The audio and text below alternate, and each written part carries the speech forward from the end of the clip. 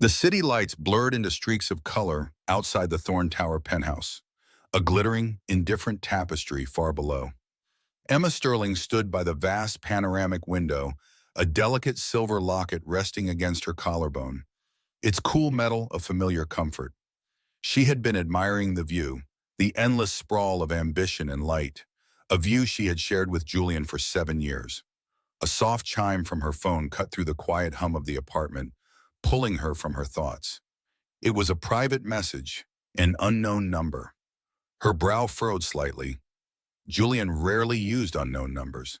She tapped the screen, a fleeting curiosity her only companion in the silent, expansive space.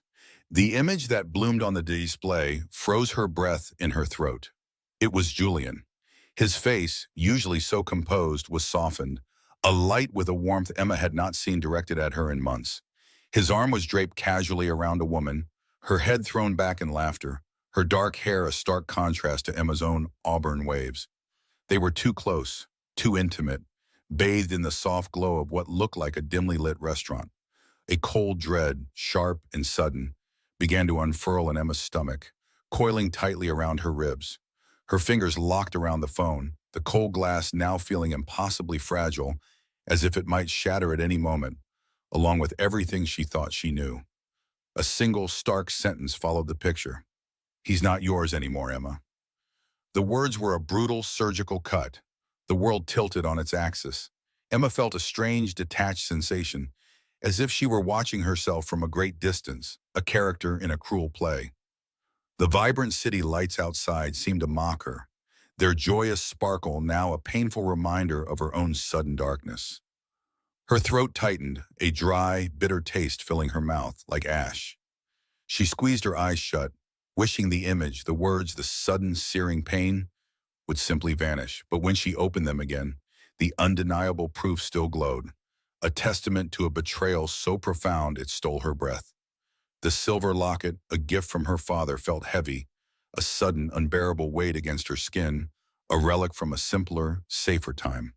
Emma stumbled back, her knees threatening to give way beneath her.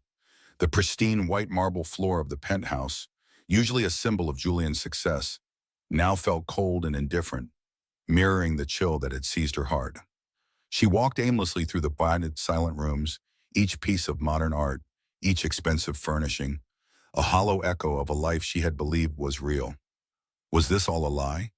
Had the man she loved, the man she had promised forever to, been living a double life? The thought was a shard of ice twisting deep inside her. Hours later, the front door of the penthouse clicked open, the sound echoing unnervingly in the quiet. Emma was still standing by the window, the city now a blur of tears she refused to shed. Julian stepped in, his expensive suit impeccable, his face a mask of calm composure. He glanced at her, his blue eyes holding no warmth, no question, no hint of the man she had just seen in the anonymous photograph. He carried a slim leather briefcase, a familiar accessory to his perpetually busy life. He walked directly to the sleek black dining table, a monument to their shared formal meals, and placed the briefcase down with a soft thud. "Emma," he said, his voice flat, devoid of the familiar endearments, a voice that now sounded utterly alien to her. He opened the briefcase, pulling out a stack of neatly bound documents. The sight of them, thick and official, sent a fresh wave of nausea through her. He pushed them across the polished table, the faint rustle of paper loud in the suddenly suffocating silence. "These are for you." Emma's gaze fell to the top page. The words leaped out at her, stark and unforgiving. "Petition for dissolution of marriage. Divorce papers. Not just an affair, but an end." The air grew impossibly thin. Her chest tightened, and she found she could not draw a full breath. He had not just cheated, he had orchestrated her downfall. Her hand instinctively went to the locket, clutching it tightly, its coolness the only grounding sensation in a world that had suddenly dissolved into chaos. Julian watched her, his face impassive. There was no flicker of regret, no hint of compassion in his cold blue eyes. "I've also included the terms of the settlement," he continued, his voice as smooth and emotionless as a river stone. "It's quite generous, considering the circumstances." His words, meant to soothe, felt like a fresh stab. Generous? After 7 years, after a shared life she had believed in, Emma finally found her voice, a strained whisper. Julian, what is this? What are you talking about? The words caught in her throat, raw with disbelief. She stared at the papers, her eyes blurring over the legal jargon, each word a hammer blow against her heart. Then she saw it, buried in the formal language, an accusation that made her real. Infidelity. Her infidelity. The audacity of it, the sheer calculated cruelty, was breathtaking. He sighed, a slight impatient sound, as if she were a minor inconvenience. Emma, let's not pretend. Your indiscretions have become too much to bear. I've been patient, but my reputation, my standing, cannot be compromised. He spoke as if reading from a script, a practiced performance of injured innocence. The words were a physical assault, twisting the knife that was already plunged deep into her heart. Her head swam with the injustice, the blatant lie. The picture on her phone, still burning in her memory, screamed his hypocrisy. My indiscretions? She choked out, a raw, wounded sound. Tears, hot and uncontrollable, finally spilled over, tracing paths down her cheeks. Julian, you are the one. I saw the picture, the message. You were with her. She pushed her phone across the table, its screen still displaying the damning image. She wanted him to see it, to feel the shame, to acknowledge his deceit. Julian glanced at the phone. A flicker of something, perhaps annoyance in his eyes, quickly masked. He did not pick it up. He did not apologize. His voice, when he spoke, was colder than before, edged with a chilling precision. A distraction, Emma. A momentary lapse. Nothing more, whereas your persistent habits, they speak volumes. This settlement ensures you are cared for, but it is final.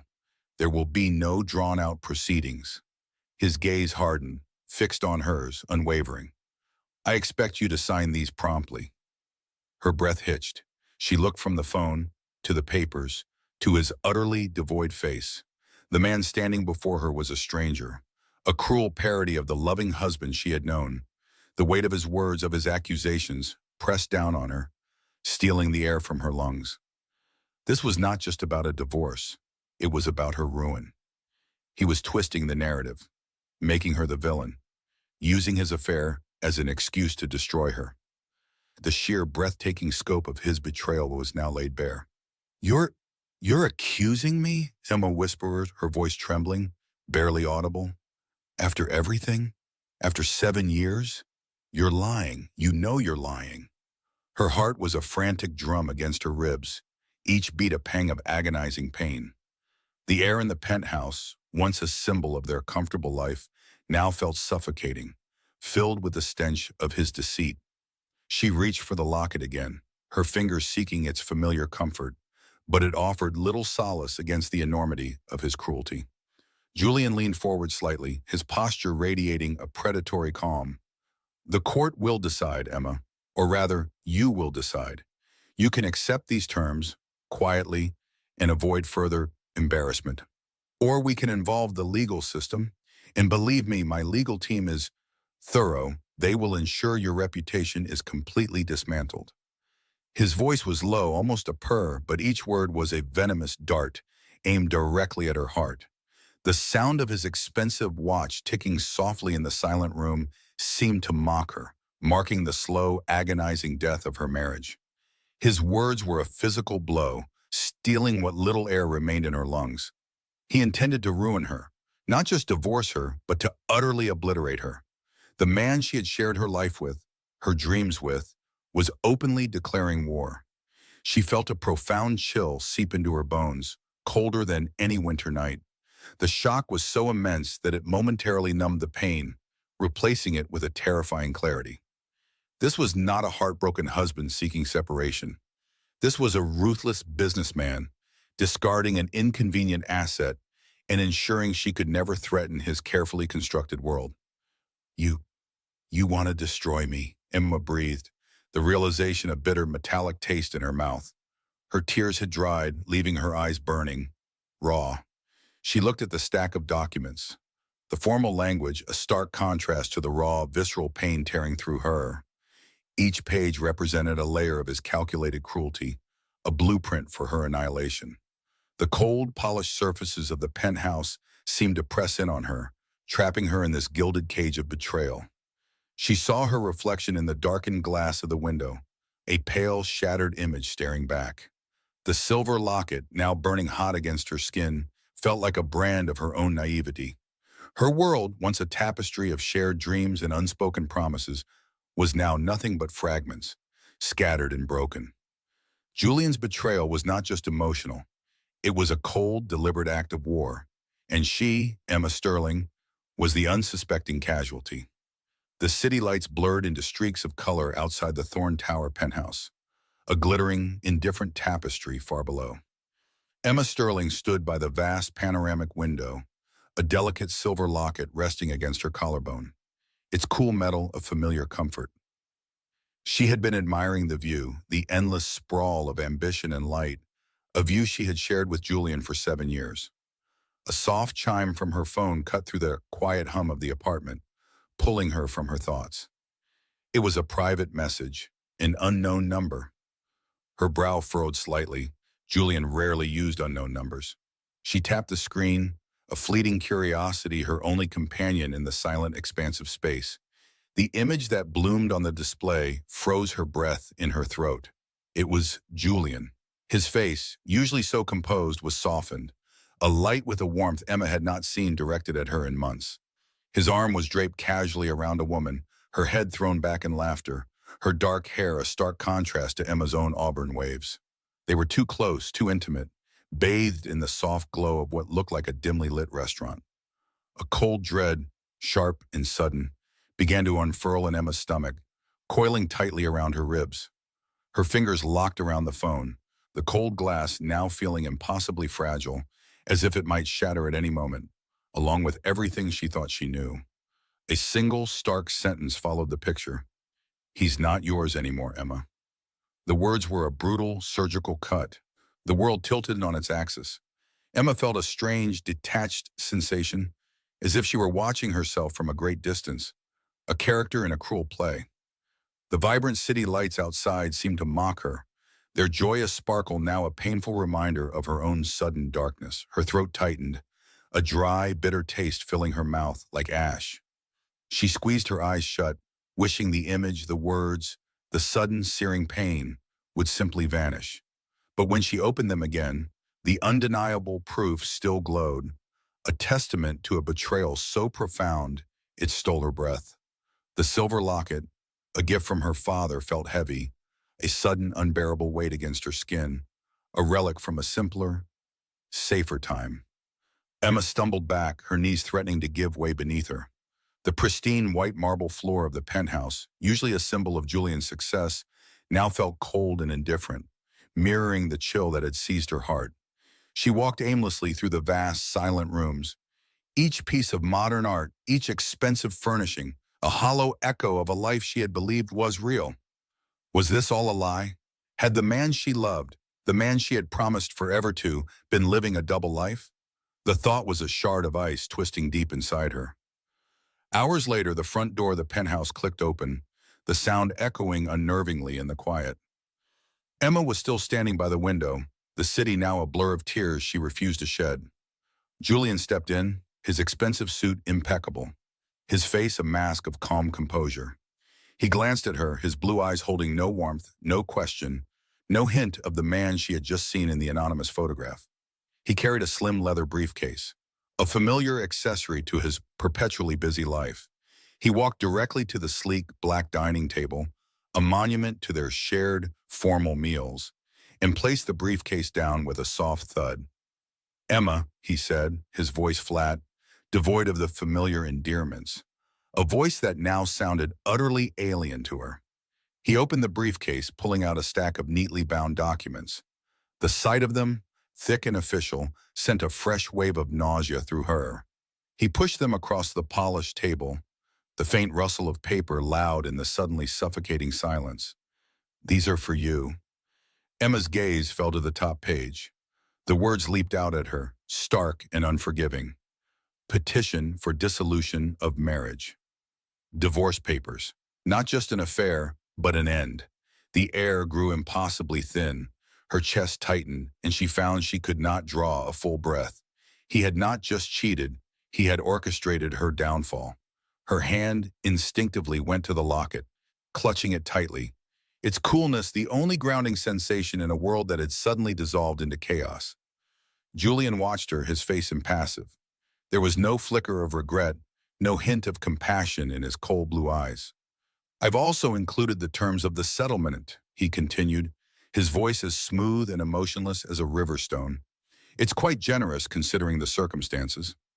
His words, meant to soothe, felt like a fresh stab. Generous? After 7 years, after a shared life she had believed in? Emma finally found her voice, a strained whisper. "Julian, what is this? What are you talking about?"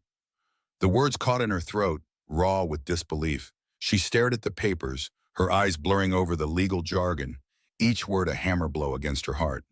Then she saw it, buried in the formal language, an accusation that made her reel. Infidelity. Her infidelity. The audacity of it, the sheer, calculated cruelty, was breathtaking. He sighed, a slight impatient sound, as if she were a minor inconvenience. "Emma, let's not pretend. Your indiscretions have become too much to bear. I've been patient, but my reputation, my standing, cannot be compromised." He spoke as if reading from a script, a practiced performance of injured innocence. The words were a physical assault, twisting the knife that was already plunged deep into her heart. Her head swam with the injustice, the blatant lie. The picture on her phone, still burning in her memory, screamed his hypocrisy. "My indiscretions?" she choked, a raw, wounded sound. Tears, hot and uncontrollable, finally spilled over, tracing paths down her cheeks. "Julian, you are the one. I saw the picture, the message. You were with her." She pushed her phone across the table, its screen still displaying the damning image. She wanted him to see it, to feel the shame, to acknowledge his deceit. Julian glanced at the phone, a flicker of something, perhaps annoyance, in his eyes, quickly masked. He did not pick it up. He did not apologize. His voice, when he spoke, was colder than before, edged with a chilling precision. "A distraction, Emma, a momentary lapse. Nothing more, whereas your persistent habits, they speak volumes. This settlement ensures you are cared for, but it is final. There will be no drawn-out proceedings." His gaze hardened, fixed on hers, unwavering. "I expect you to sign these promptly." Her breath hitched. She looked from the phone to the papers, to his utterly devoid face. The man standing before her was a stranger, a cruel parody of the loving husband she had known. The weight of his words, of his accusations, pressed down on her, stealing the air from her lungs. This was not just about a divorce. It was about her ruin. He was twisting the narrative, making her the villain, using his affair as an excuse to destroy her. The sheer, breathtaking scope of his betrayal was now laid bare. You want to destroy me," Emma breathed, the realization a bitter, metallic taste in her mouth. Her tears had dried, leaving her eyes burning, raw. She looked at the stack of documents, the formal language a stark contrast to the raw, visceral pain tearing through her. Each page represented a layer of his calculated cruelty, a blueprint for her annihilation. The cold, polished surfaces of the penthouse seemed to press in on her, trapping her in this gilded cage of betrayal. She saw her reflection in the darkened glass of the window, a pale, shattered image staring back. The silver locket, now burning hot against her skin, felt like a burst of her own naivety. Her world, once a tapestry of shared dreams and unspoken promises, was now nothing but fragments, scattered and broken. Julian's betrayal was not just emotional. It was a cold, deliberate act of war. And she, Emma Sterling, was the unsuspecting casualty. The stack of legal documents lay before Emma like an accusation, each page a fresh wound. Her fingers trembled, tracing the cold, crisp edges of the paper that sealed her fate. The scent of ink and betrayal filled the quiet air of her now empty home. Her carefully constructed world had not merely cracked, it had imploded, leaving behind a silence so vast it swallowed her breath. Julian's calculated cruelty was a chill that seeped into her bones, making her shiver even in the warmth of the afternoon sun. She could not stay here, not in this house that echoed with his lies.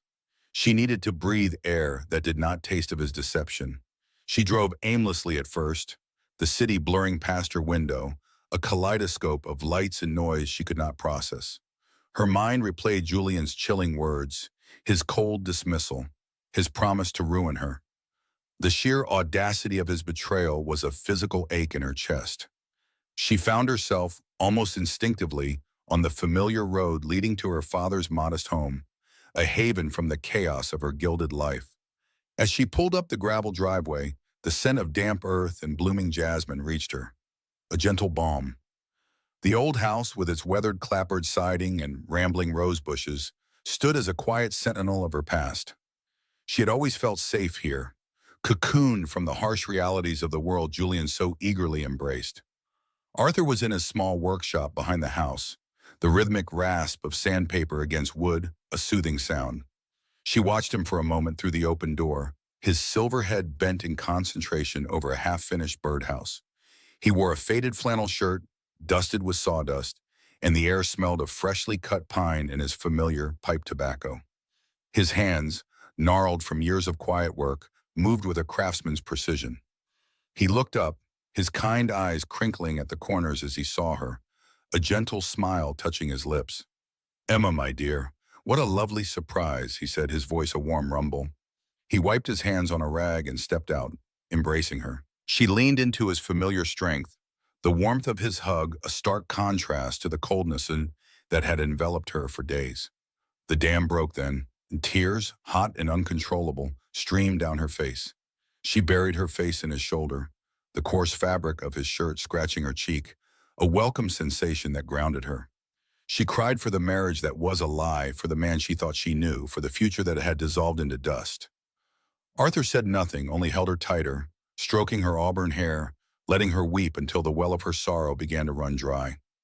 He led her inside into the cozy living room where the afternoon light streamed through lace curtains, illuminating dust motes dancing in the air.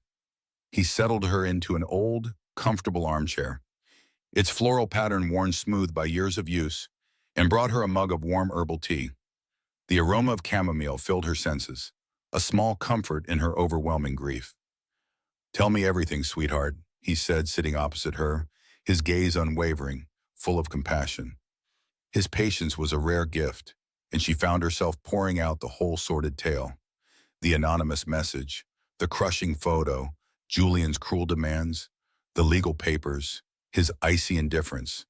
She spoke of the years she had spent building a life with him, believing in their love, only to discover it was all a mirage. Her voice cracked with each memory, each revelation of his calculated deception. The silver locket around her neck, a gift from Arthur years ago, felt heavy against her skin, a tangible connection to the genuine love she had always known. She clutched it, finding a small measure of strength in its weight. Arthur listened, his expression growing steadily graver, a deep furrow appearing between his brows. He offered no immediate solutions, no grand pronouncements. He simply bore witness to her pain, allowing her the space to unburden her shattered heart. "He wants to leave me with nothing, Papa," she whispered, the humiliation burning her cheeks. "He said he would ruin me. He wants to take everything." Arthur reached across the small coffee table, his calloused hand gently covering hers. "He cannot take your spirit, Emma," he said softly, his voice firm with conviction. "He cannot take who you truly are, and he certainly cannot take your family. We are here always." His words were a lifeline, anchoring her in a sea of despair. She looked at his kind, weathered face, and for a fleeting moment, she wondered if he knew more than he let on, if his quiet strength held depths she had yet to discover. But his humble surroundings, the comfortable worn furniture, the simple meals, always suggested a life far removed from the predatory world Julian inhabited. She felt a profound gratitude for his unwavering love, a constant in her tumultuous life. The next few days were a blur of shock and disbelief, punctuated by waves of public humiliation. Julian, it seemed, was not content with a quiet, discreet divorce. He wanted to make an example of her, to shatter her reputation as thoroughly as he had shattered her heart. The first article appeared in a prominent tabloid, A grainy photo of Emma leaving a charity gala, her face looking strained. The headline screamed about her reckless spending habits and hinted at financial irresponsibility. Emma saw it on a newsstand at the corner store, the bold black letters staring back at her, making her breath catch in her throat. The paper felt cold and slimy in her hands. Then came the television reports, short segments on evening news programs, featuring legal commentators discussing the high-profile divorce case of Julian Thorne. They spoke of Emma as a trophy wife, a woman who had allegedly squandered her husband's hard-earned fortune on designer clothes, lavish vacations, and extravagant parties. They showed footage of her at various social events, always dressed elegantly, and now each outfit felt like a costume, each smile a deception. The words felt like stones thrown at her, each one chipping away at her dignity. She felt a profound sense of helplessness, her private pain now a public spectacle. The comment sections online were a cesspool of vitriol, strangers dissecting her life, judging her character, fabricating stories about her supposed infidelities. She tasted bile in her mouth, the bitter tang of injustice. The sheer audacity of Julian's campaign was astounding. He was twisting their shared history, turning her life into a caricature of greed and excess. She had always been mindful of their finances, involved in the household budgeting, never extravagant. She preferred quiet evenings with a good book to glittering social events, attending them only out of duty to Julian's business. Now his legal team was crafting a narrative designed to paint her as a gold digger, a drain on his success. The phone calls from concerned friends, their voices laced with pity, felt almost as painful as the public accusations. Emma found herself retreating further, the walls of her temporary apartment feeling like a fortress against the world's harsh judgment. She yearned for the quiet sanctuary of her father's home, but knew she needed to face this head-on. She remembered Arthur's words, his steady gaze, and knew she could not simply disappear. This was not just about Julian anymore. It was about reclaiming her name. With a renewed, albeit fragile, sense of purpose, Emma made the appointment to meet with her lawyer, Sarah Jenkins. The law firm's offices were located in a sleek, modern skyscraper downtown, a stark contrast to the old-world charm of her father's house. The elevator glided silently upwards, depositing her on a floor that exuded an aura of quiet efficiency. The air was cool and faintly scented with expensive wood polish. As she walked down the hushed corridor, past closed doors, she heard the faint click of keyboards and the low murmur of professional voices. This was a world of strategy and logic, a stark departure from the emotional maelstrom that had consumed her. She felt a tremor of fear, but also a flicker of hope. Sarah Jenkins was everything Emma needed her to be, sharp, composed, and utterly professional. Her office was minimalist, with a large, polished desk, a few framed legal certificates on the wall, and a breathtaking view of the city skyline. Sarah herself was impeccably dressed in a dark power suit, her keen, intelligent eyes missing nothing, framed by a precise bob haircut. She gestured for Emma to sit in a comfortable leather armchair opposite her desk, a small carafe of water and 2 glasses already waiting. The light glinted off the pristine surface of Sarah's desk, reflecting Emma's anxious face. "Thank you for coming in, Emma," Sarah began, her voice direct and clear, yet with a reassuring undertone. "I've reviewed the documents you sent. It's a challenging situation, to say the least." Emma twisted her hands in her lap, the texture of the leather chair smooth and cool beneath her fingers. "It feels like a nightmare, Sarah. Julian, he's trying to destroy me." Sarah nodded slowly, her gaze steady. "Julian Thorne has a reputation for being ruthless in business. It appears he's applying the same tactics to his personal life." She opened a file, the crisp sound of paper turning a page somehow significant. "His legal team, led by Richard Maxwell, is formidable. Maxwell is known for his aggressive strategies and his ability to dismantle an opponent's character in court." Emma swallowed hard, the water in her glass tasting flat. "They've already started," she said, her voice barely a whisper. "The newspapers, the television reports. They're saying terrible things about me. Lies." Sarah closed the file, her expression firm. "Yes, we're aware of the media campaign. It's a deliberate strategy to sway public opinion and, by extension, influence the court. They are attempting to paint you as financially irresponsible and unfaithful, thereby weakening any claim you might have to marital assets.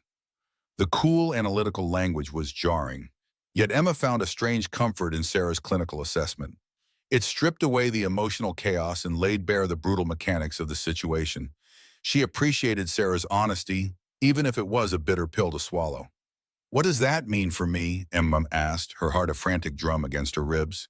She could feel the faint hum of the building around them, a vibration of the city's relentless energy. Can they actually take everything? Can they really make me look like that? Sarah leaned forward slightly, her voice dropping to a more confidential tone. "Emma, the battle ahead will be uphill. Julian has significant resources, and he's clearly willing to use them to their full extent. We are dealing with a meticulously crafted narrative, one designed to not only ensure he retains his assets, but also to utterly demolish your credibility." The light outside the window began to fade, casting long shadows across the office. Emma felt a cold dread settle in her stomach, heavy and unyielding. The scent of Sarah's expensive perfume filled the air, a sharp, clean fragrance that somehow accentuated the grim reality. Sarah paused, her eyes locking with Emma's, her expression grave. "What I need you to understand, Emma, is that Julian has meticulously built a case designed not just for divorce, but to utterly destroy your reputation and leave you penniless." The heavy oak doors of the High Court of Justice loomed like the entrance to an old, forgotten tomb. Emma felt a tremor run through her, a cold ripple despite the surprising warmth of the late autumn morning. She smoothed her skirt, her fingers finding the small, silver locket hidden beneath her blouse. Its cool metal offered little comfort against the sudden chill of dread seeping into her bones. The air inside the vast hall carried a faint, almost metallic scent, a mix of old paper, polish, and something else. Something deeply formal and unyielding, like the scent of impending judgment. She walked alongside Sarah Jenkins, her lawyer, through a bustling corridor where hushed voices and hurried footsteps echoed off the high, ornate ceilings. Sarah's presence was a small anchor in the rising tide of Emma's anxiety. Sarah had a way of speaking that was both direct and reassuring, a quiet strength that Emma desperately needed. Yet, even Sarah's calm demeanor could not entirely quell the frantic beating of Emma's heart, a rhythm that pounded against her ribs like a trapped bird. Every step felt like she was moving closer to an inevitable, painful precipice. The courtroom itself was even more imposing than Emma had imagined. Dark, polished wood paneled the walls, reflecting the muted light from tall, arched windows. A high bench dominated the room, an elevated throne for the judge who would preside over the dismantling of her life. Emma took a seat beside Sarah at the plaintiff's table, her gaze sweeping across the unfamiliar faces in the gallery, then landing with a painful jolt on Julian Thorne. He sat across the room beside his own lawyer, Richard Maxwell, a picture of immaculate composure. Julian's suit was perfectly tailored, his hair meticulously styled, and his expression utterly devoid of any recognition or shared history. He did not glance her way, did not acknowledge her existence, merely stared straight ahead, a cold, unfeeling statue. The sight of him, so detached and powerful, twisted a fresh knot of pain in Emma's stomach. This was the man she had loved, the man she had trusted with her entire future, now transformed into an adversary more formidable than any nightmare. Richard Maxwell, Julian's lawyer, rose with an almost theatrical grace, his silver hair slicked back. His voice was smooth and resonant as he began his opening statement, painting a picture of Emma as a reckless, extravagant woman, uncaring of her husband's hard-earned fortune. He spoke of Julian's dedication, his brilliance, his relentless work ethic, all while Emma felt her own character being systematically shredded. She listened, her hands clasped tightly in her lap, trying to focus on Sarah's occasional reassuring squeeze, but the words felt like stones, each one hitting her directly in the chest. Maxwell then moved into the presentation of his evidence, a carefully constructed narrative designed to dismantle Emma's credibility entirely. He held up what appeared to be a printout of an email, its header clearly indicating Emma's address. "Here, Your Honor," Maxwell's voice resonated, "is an email from Mrs. Sterling detailing her plans for an extravagant yacht purchase, Despite Mr. Thorne's expressed financial concerns, an expenditure of over £3 million casually discussed as if it were pocket change. Emma felt a prickle of confusion, then a wave of disbelief. A yacht? She had never, not once, discussed buying a yacht, let alone one costing millions. Her breath hitched in her throat. She leaned towards Sarah, a whispered, "That's not mine. I never sent that," escaping her lips. Sarah nodded, her jaw tight, already making notes. The email, displayed on a large screen for the court to see, looked disturbingly authentic, complete with what appeared to be Emma's distinctive informal writing style. It was a lie, a carefully crafted deception, and it hit her with the force of a physical blow. Next came a series of doctored bank statements projected onto the screen in stark black and white.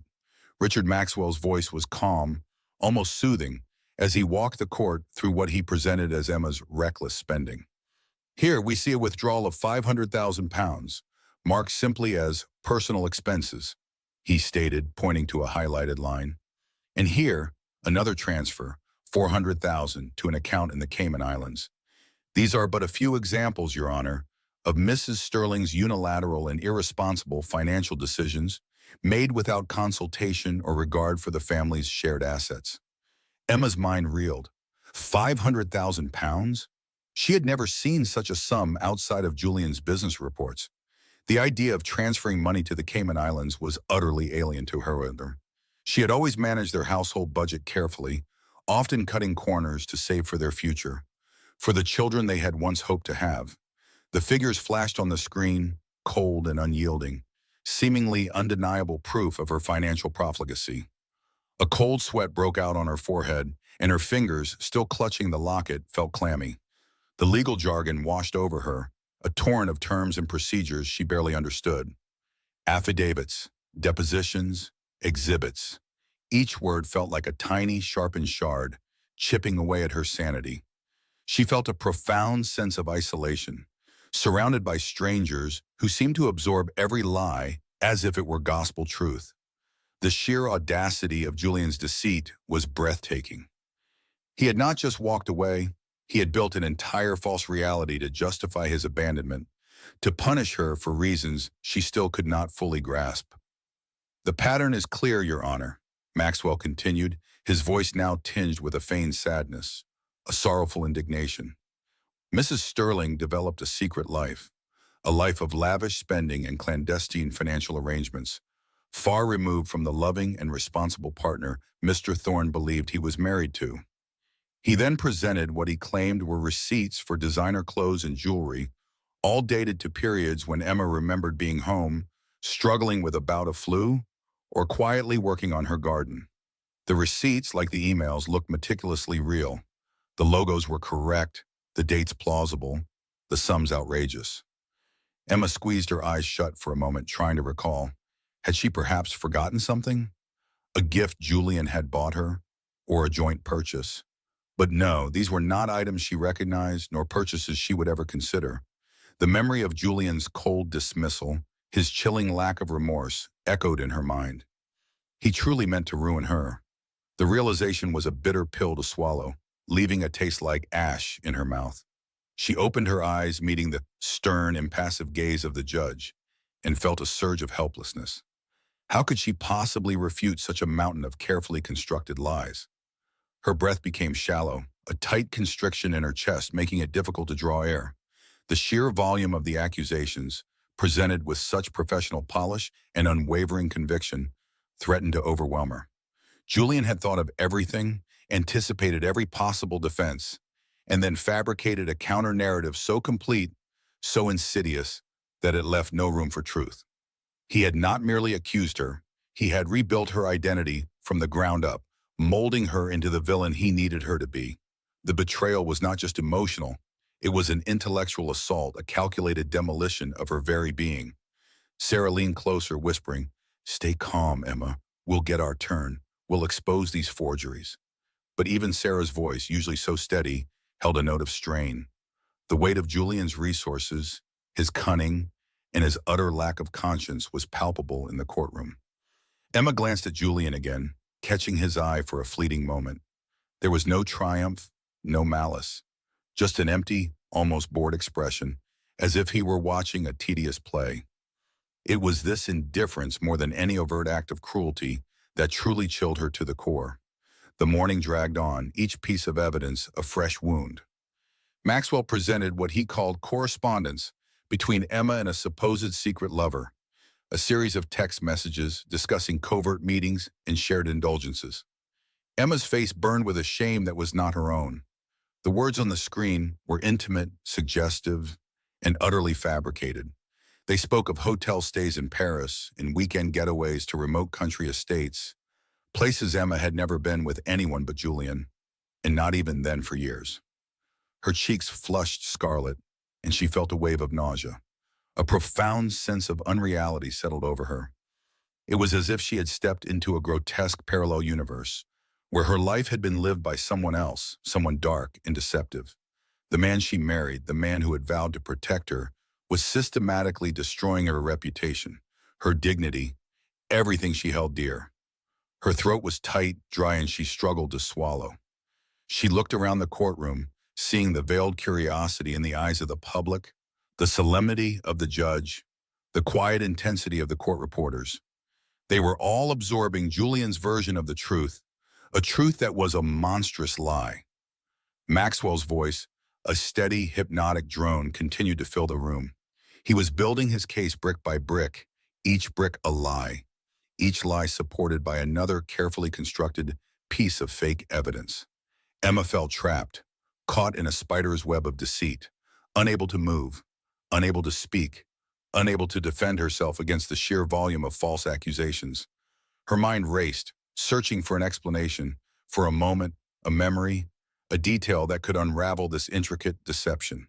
But Julian had been thorough. He had left no loose ends for her to grasp, no simple refutation she could offer. The air in the courtroom felt heavy, suffocating. Emma wished for a window to open, a gust of fresh air to dispel the oppressive atmosphere. She longed for the simple quiet of her garden, the familiar scent of earth and growing things, a stark contrast to this sterile, hostile environment. Her life, once filled with small, unassuming joys, now felt like a battleground, and she was hopelessly outmatched. The emotional toll was immense. She felt her resolve begin to fray, her spirit slowly crumbling under the relentless assault. Then Richard Maxwell paused, allowing a dramatic silence to settle over the room. He picked up a single document, a pristine white sheet that seemed to glow under the courtroom lights. His voice dropped to a grave, serious tone, filled with an air of revelation. And finally, Your Honor, the culmination of Mrs. Sterling's covert financial maneuvers. He walked towards the large screen, placing the document carefully beneath the projector.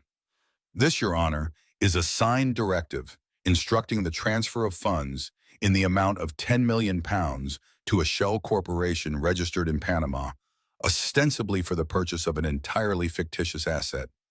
The words hung in the air, heavy and damning. £10 million. Panama. Fictitious asset. Emma's eyes fixed on the document displayed on the screen. It was an official-looking bank form, complete with her forged signature, a signature so eerily close to her own that it sent a shiver of horror down her spine. The details were precise: account numbers, dates, the name of a company she had never heard of, Onyx Holdings S.A., a phantom offshore account, a staggering sum of money. This was no longer just about reckless spending or infidelity. This was about serious financial malfeasance, a criminal act. Emma felt a sharp, involuntary gasp escape her lips, loud in the hushed courtroom. The air seemed to leave her lungs all at once.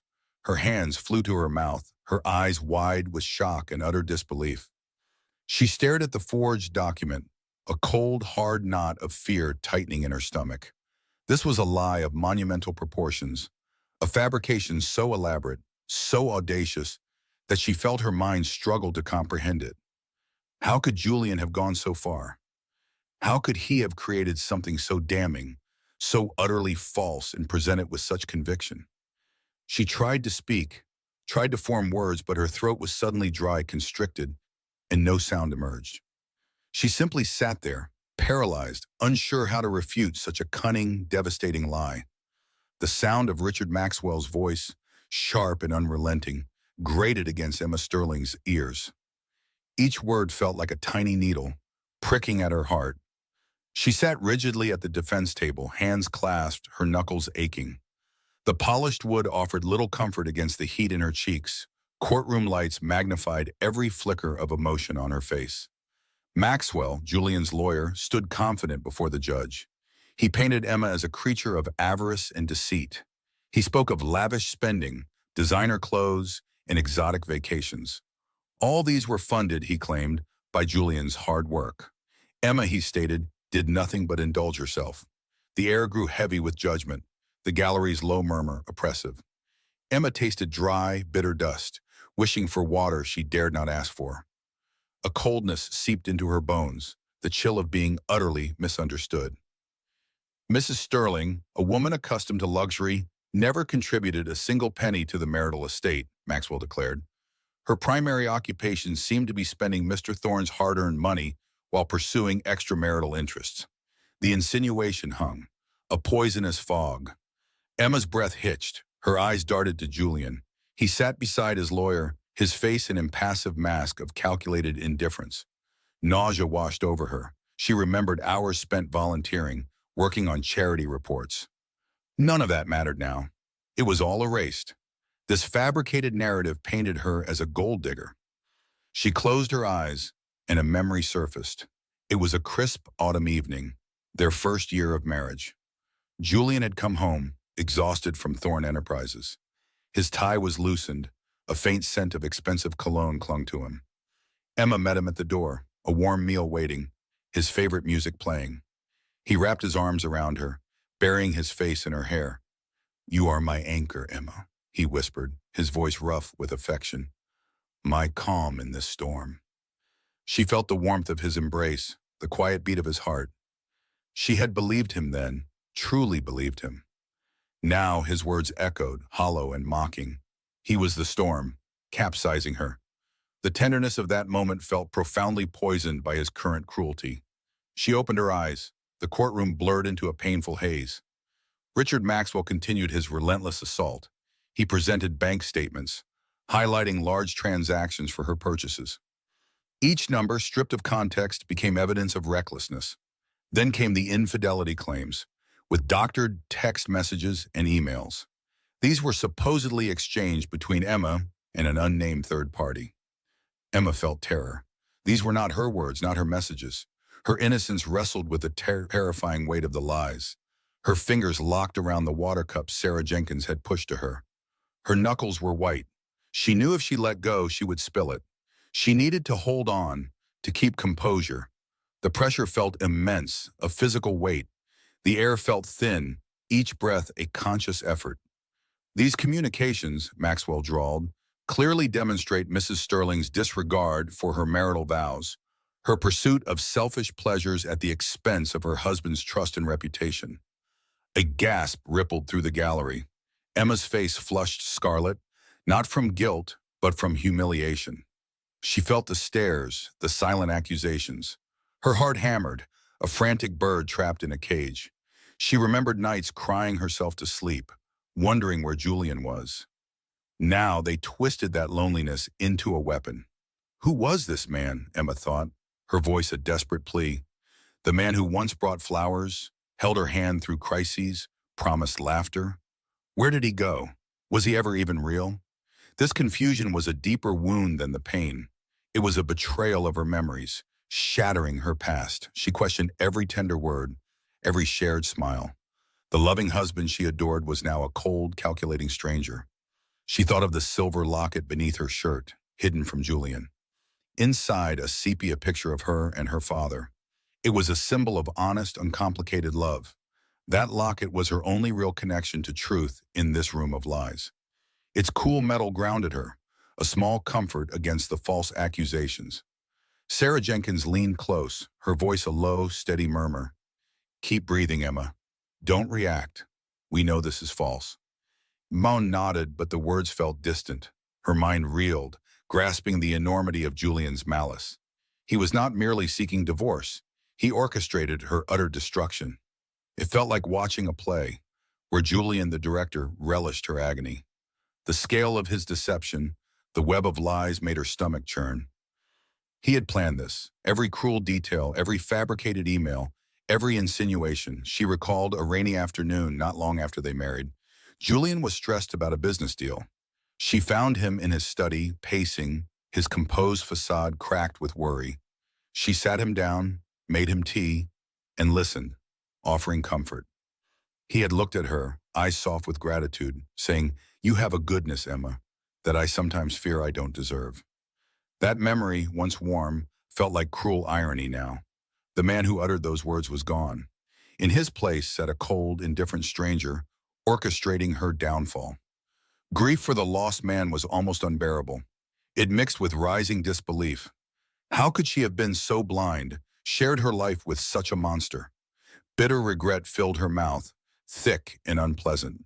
Maxwell discussed her father, Arthur Sterling. He painted Arthur as a humble man, relying on Emma for support. He implied Emma sought Julian's wealth to escape her modest background. He described her as a social climber, eager to shed her roots. Each word was a calculated stab at her and her quiet strength, her father. Her upbringing, Maxwell said with condescension, was modest. It is understandable, perhaps, that she would be drawn to Mr. Thorne's considerable assets, seeking to elevate her own standing through marriage. Emma felt a fierce surge of protective anger.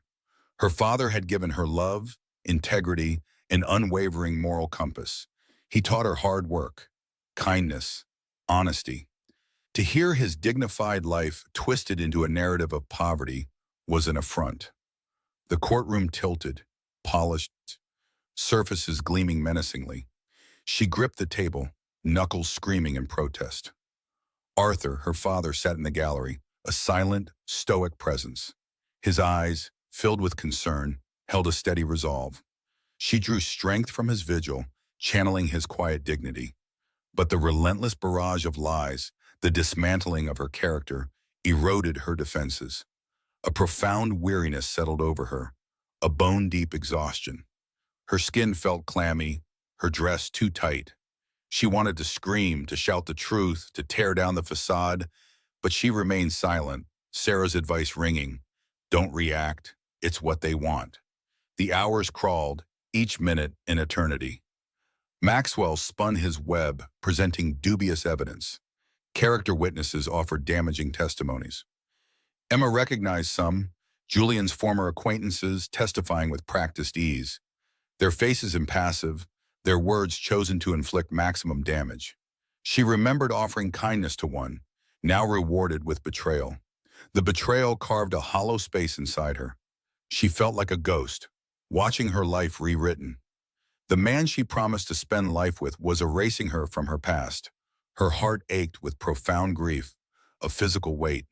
It pressed her lungs, making breathing hard. The world felt muted, dull, as if seen through thick glass. She thought of their wedding day, the joy, the vows, the promises. Julian had looked at her with adoration, his eyes shining with love. He had whispered, "Forever, Emma." Always. Now those words were torment, a bitter reminder of illusion. The taste of acid rose in her throat. As morning session closed, Richard Maxwell delivered his remarks. His final flourish of venomous oratory reiterated all accusations. He consolidated Emma's image as manipulative, self-serving, exploiting Julian's nature. His voice was a hammer pounding nails into her coffin. Emma felt drained, hollowed out. She glanced toward Julian, searching for a sign of the man she loved. Any flicker of remorse or recognition. But there was nothing. His face remained a cold, unyielding mask. As Maxwell returned to his seat, Julian turned his head. His gaze met hers across the sterile courtroom. A slow, chilling smile spread across his lips, a twist of his mouth that did not reach his cold blue eyes. It was a smirk of pure triumph, a cruel satisfaction. It sent a jolt of icy fear through Emma. He was not just seeking divorce, he enjoyed her suffering. This was a terrifying realization, a stark confirmation of his depravity. The courtroom's chill bit deeper into Emma's bones each passing moment. Julian's chosen witnesses came forward, one after another, weaving a web of lies around her. Strangers, or faces vaguely known from forgotten events, recited their lines. They painted Emma as frivolous, unfaithful, and unworthy. She felt the collective gaze, a heavy pressure pinning her to the seat. Brenda, Julian's former assistant, spoke first. In hushed, regretful tones, she claimed Emma often called Julian at the office, demanding he leave important meetings for trivial shopping. She would interrupt critical negotiations, Brenda stated, with false concern, often for something as simple as choosing a new handbag. Emma's hands clenched. She recalled calling Julian, yes, but only when he had promised to be home, or when loneliness consumed her. His dismissive tone, his constant absence, haunted her. Now her desperate pleas for connection were twisted into selfish demands. Brenda detailed Emma's lavish spending, designer clothes, exclusive jewelry, extravagant trips Julian never joined. Mrs. Thorne had a penchant for the finest things, Brenda said, glancing at Emma with feigned pity, and she acquired them regardless of cost. A hot flush crept up Emma's neck. Her clothes were classic, not gaudy. The jewelry was from Julian or her family. The trips had been Julian's idea, usually for business, leaving her alone in expensive hotel rooms. Brenda's words were sometimes technically true, but their intent was a poison arrow at Emma's character. Sarah Jenkins, Emma's lawyer, rose to cross-examine Brenda. Sarah's calm voice cut through the manufactured sorrow. "Miss Brenda," she began, "you stated Mrs. Thorne interrupted negotiations. Can you provide specific dates?" Brenda hesitated, her composure wavering. "I don't have exact dates, but it happened frequently. Several times a week sometimes." Sarah pressed, unwavering. "And can you confirm Mr. Thorne was often unavailable due to his demanding schedule?" Brenda shifted. His schedule was indeed very demanding. Sarah moved on, trying to expose their imbalanced life. But Brenda remained steadfast, avoiding any admission that might contradict Julian. Every question met practiced evasion. Jeremy took the stand next, a junior partner connected to Julian's firm. Slick-haired and eager, Jeremy testified about Emma's alleged flirtations at corporate events. "She was quite engaging," Beman said, a suggestive smirk. "Always surrounded by men, laughing a little too loudly." Emma felt cold nausea. She remembered Jeremy. He was one of many who gravitated to Julian's wife, often making her uncomfortable. She had tried to be polite, to represent Julian well, but Jeremy's words painted her as actively seeking attention. Perhaps more. "Did you ever witness Mrs. Thorne engaging in inappropriate physical contact?" Sarah asked, her voice sharp. Jeremy paused, feigning thought. "Not directly, perhaps," he conceded. But her manner was suggestive. One could infer a great deal from her actions, her smiles, and her conversations were always very personal. Emma bit her cheek until she tasted blood. Her conversations were polite, often superficial. She had sought human connection in those lonely events, only to have it spun into something sordid. The air felt thick, suffocating. The judge watched, impassive, taking notes. As morning turned to afternoon, Eleanor, a woman claiming to be a former friend from a charity committee, took the stand. Her face held false sympathy. Eleanor spoke of Emma's disinterest in Julian's career, her complaints about his long hours, her desire for a life of leisure. "Emma always seemed to resent Julian's success," Eleanor stated, quiet but firm. She saw it as taking him away from her. Emma remembered Eleanor. They had shared coffee once. Emma had confided feeling neglected, missing the man Julian was before ambition consumed him. Now her honest vulnerability became a weapon. Sarah fought tirelessly. Her questions were precise, her logic irrefutable. Still, the witnesses held firm. They were well coached, their stories meticulously crafted. Each time Sarah exposed an inconsistency, Richard Maxwell, Julian's lawyer, objected, or the witness smoothly pivoted.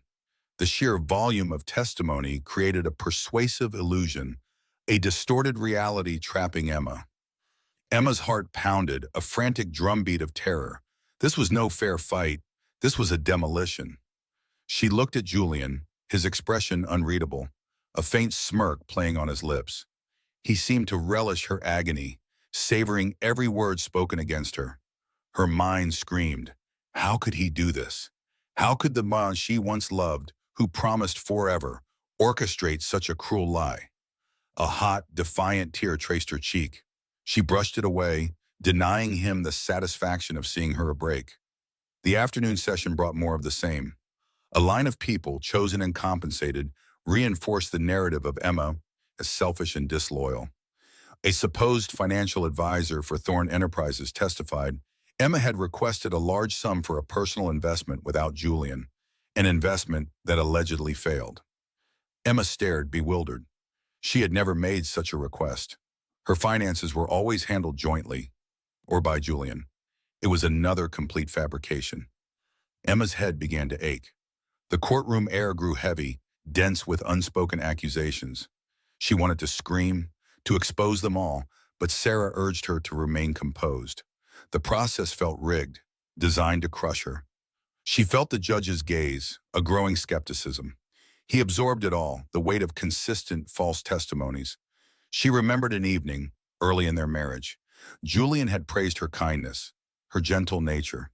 He called her his anchor. Now those words were cruel mockery, echoing in her mind. He systematically dismantled the person he claimed to love, piece by piece. The courtroom silence, broken only by voices and rustling papers, was deafening. The world closed in, leaving no room to breathe. Sarah, visibly frustrated, kept her professional demeanor. She chipped away, questioning sources, memories, motives. She highlighted the lack of concrete evidence, pointing out hearsay. "Mr. Thompson," Sarah said to a witness claiming Emma frequented nightclubs, "can you provide any photographic evidence, receipts, verifiable proof of these alleged visits?" Mr. Thompson stammered, "No, not directly, but it was widely known. People talked." Sarah's sigh was almost imperceptible. Justice Davies, the judge, had seemed neutral, but as witnesses paraded, a subtle shift occurred. His brow furrowed more often. He glanced at Emma, then the witness, then the thick documents from Julian's team. The sheer volume of consistent evidence had its effect. The weight of assertion, though false, pressed on the scales of justice. Emma felt cold, empty dread. Her future slipped away, her reputation shredded, her identity stripped by malicious fabrications. The life she built, the love she believed in, was destroyed before her eyes. Nothing could stop it. She wanted to stand up, to yell at the judge, to expose the lies. But the words caught in her throat, strangled by despair. It was suffocating, like being buried alive under deceit. During a recess, Sarah approached Emma, her face concerned. "Emma," she said, urgent and low, "they did their homework. These witnesses are solid, well-rehearsed. We're struggling to find a crack." Emma nodded, unable to speak, her throat tight. The injustice was a physical ache. Sarah's phone vibrated. She glanced down, her brow furrowing. An anonymous message appeared, random characters followed by a cryptic phrase. She tried to trace it, but it came from an untraceable server. Sarah's eyes narrowed as she reread the text. It mentioned a peculiar detail, an anomaly in Thorne Enterprises' structure, hinting at hidden ownership. "This is odd," Sarah murmured, more to herself. A mysterious message. She looked up, gaze distant. "It speaks of Thorne Enterprises' hidden ownership structure." Emma looked at her, hope flickering, then confusion. "What does that mean?" she whispered. Sarah shook her head. "I don't know yet, Emma. It's vague. Just a hint, a whisper in the dark." She tucked her phone away, her mind racing, even as the court's decision loomed. It was a single, tiny thread, too thin to grasp, yet held a strange promise. The judge's low rumble pulled Emma from the edge of her seat. It was her turn to face the court. Her legs felt heavy, like columns of lead, as she rose and walked toward the witness box. Each step echoed in the vast silence, a cold, empty sound under the weight of countless eyes. Julian's gaze, sharp and predatory, was among them. She reached the box, her fingers gripping the polished railing. The wood felt cold against her skin, offering little comfort. The air was thick with the scent of old paper and metallic tension. Emma sat, her heart thumping against her ribs, a frantic bird trapped in a cage. Her mouth was dry. She swallowed hard, her throat parched. "Please state your full name for the record, Mrs. Thorne," the clerk said, his voice amplified in the quiet room. "Emma Sterling Thorne," she managed, barely a whisper, a sound she felt was entirely inadequate. She felt small, insignificant, completely exposed. This was her moment to speak her truth, to unravel the intricate tapestry of Julian's lies. A wave of fear washed over her, cold and dizzying. Sarah Jenkins, her lawyer, offered a small, reassuring nod from her table. Emma tried to focus on that gesture, a tiny anchor in a swirling sea of dread. She looked at the judge, a man whose face remained impassive, his thoughts hidden. He was the one who held her fate, and his silence felt deafening. Her testimony began with Sarah's gentle questions, painting a picture of her marriage to Julian. Emma spoke of their early days, the dreams they had shared, the quiet companionship that now seemed like distant memories. She spoke of her heartbreak when the divorce papers arrived, the crushing weight of Julian's accusations. She tried to convey her deep confusion, the absolute betrayal she felt. Her voice trembled, a constant tremor betraying her fragile composure. She knew she sounded vulnerable, perhaps even weak, but she was not Julian. She could not lie with such ease. She remembered the warmth in Julian's eyes, a playful smile that had once disarmed her. Now she saw only cold, unfeeling calculation. The man she had loved was a ghost, replaced by this cruel stranger who sat across the room watching her. He sat there, his posture perfect, his gaze unwavering, as if enjoying her discomfort. A bitter taste filled her mouth, the acrid tang of injustice. Richard Maxwell, Julian's lawyer, rose slowly, a predatory smile on his lips. His expensive suit rippled as he moved toward the witness box. His steps were deliberate, his eyes fixed on Emma. He was a shark circling his prey. Emma gripped the railing tighter, her knuckles white. She knew this was coming. Bracing herself did not stop the fear from coiling in her stomach. "Mrs. Thorne," Maxwell began, his voice smooth as silk, yet laced with a sneer. "You speak of dreams, of companionship. Is it not true, however, that your marriage was riddled with your own financial irresponsibility?" Emma's breath caught. "No, that is not true," she said, trying to steady her voice. "I managed our household budget carefully. Julian always had full access to all accounts." Maxwell paused, letting her words hang in the air before pouncing. "Full access, you say? Yet somehow millions disappeared from joint accounts. Can you explain that, Mrs. Thorne? Or perhaps you prefer to attribute it to some phantom hacker?" He leaned in slightly, his eyes boring into hers. "Those accusations are false," Emma insisted, her voice gaining a flicker of indignation. "I never took any money. Those documents were fabricated." "Fabricated," Maxwell repeated, drawing out the word, letting it drip with skepticism. "A convenient claim, would you not agree? Your husband, a man of impeccable reputation, suddenly conjures up fictitious bank statements and emails, simply to ruin your good name?" He scoffed lightly, a mocking sound. Emma felt a flush creeping up her neck. Sarah could do little during cross-examination except object to improper questions. Emma was utterly on her own. "Julian has always been driven by ambition," she said, trying to explain his cruelty. "He would do anything to get exactly what he wants."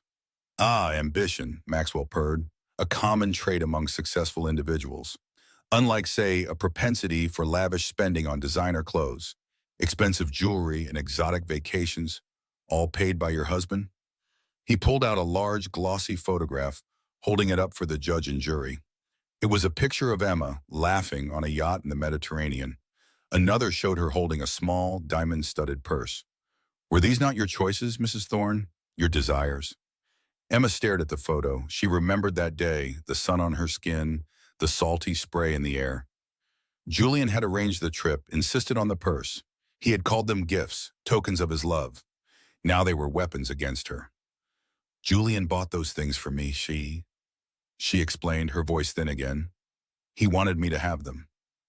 "Indeed," Maxwell said, his tone dripping with sarcasm. "A generous man. And you, Mrs. Thorne, simply accepted these luxuries without a second thought for their cost, or the mounting financial difficulties you claim did not exist?" He walked closer, his presence looming over the witness box. "You were perfectly content to live in the lap of luxury, indulging every whim, while your husband worked tirelessly to maintain your lifestyle." Tears pricked at Emma's eyes. She felt the injustice like a physical blow. She had never asked for these things. She had always preferred simpler pleasures, quiet evenings at home, walks in the park. It was Julian who craved the outward display of wealth.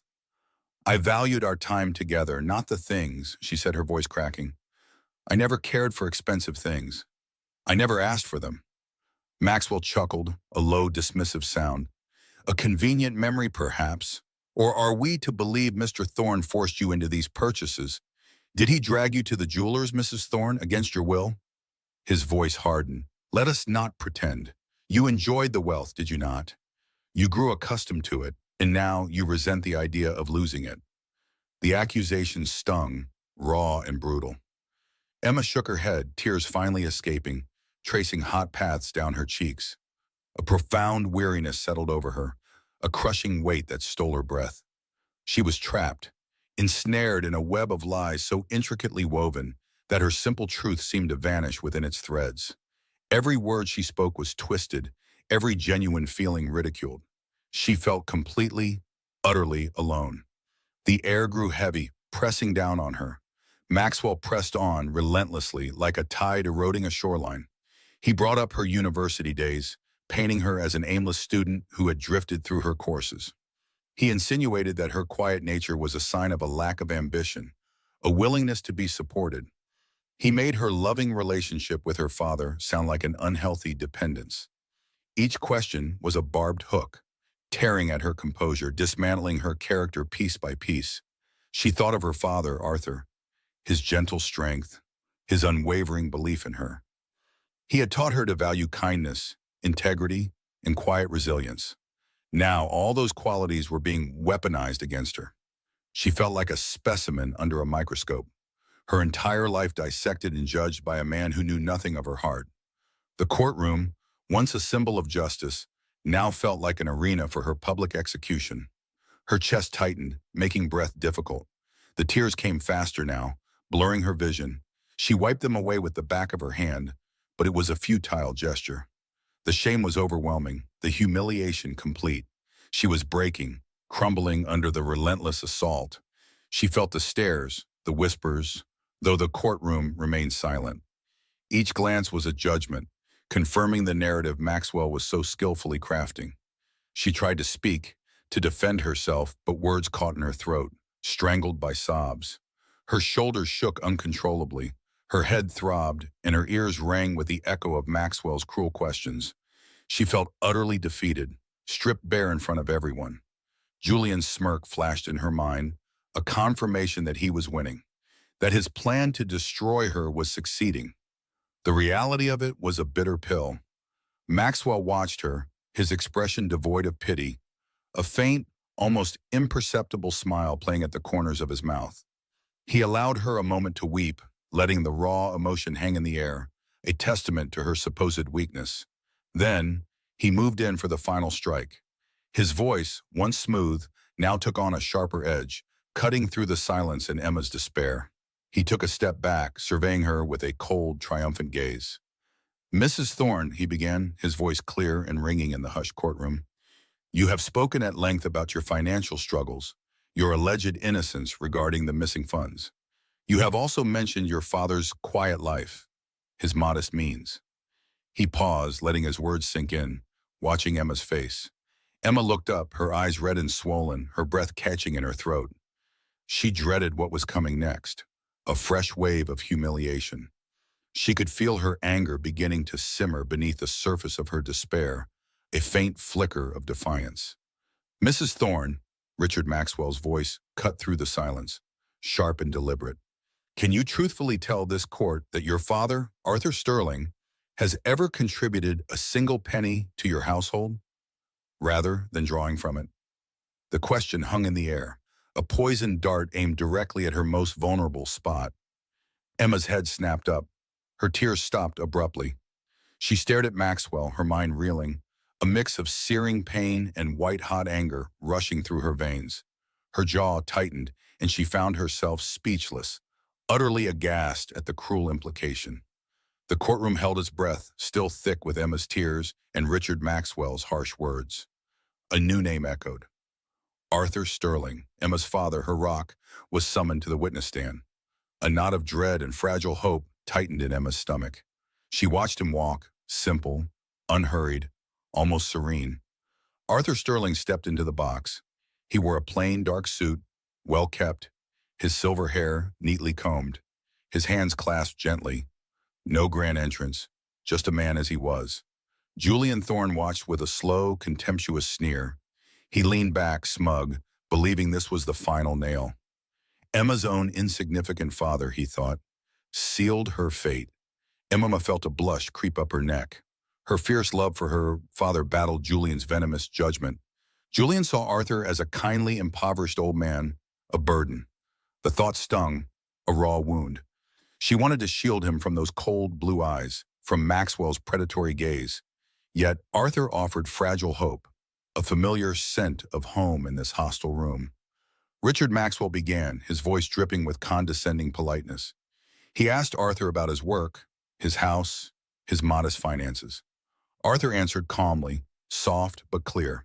He spoke of his small consulting business, his suburban home, his quiet life. May listened, heart aching. Maxwell painted Arthur as a man of limited means, contrasting Julian's image of Emma as reckless. This underscored his earlier implication. Arthur was a drain, not a support. Julian watched Arthur, almost bored.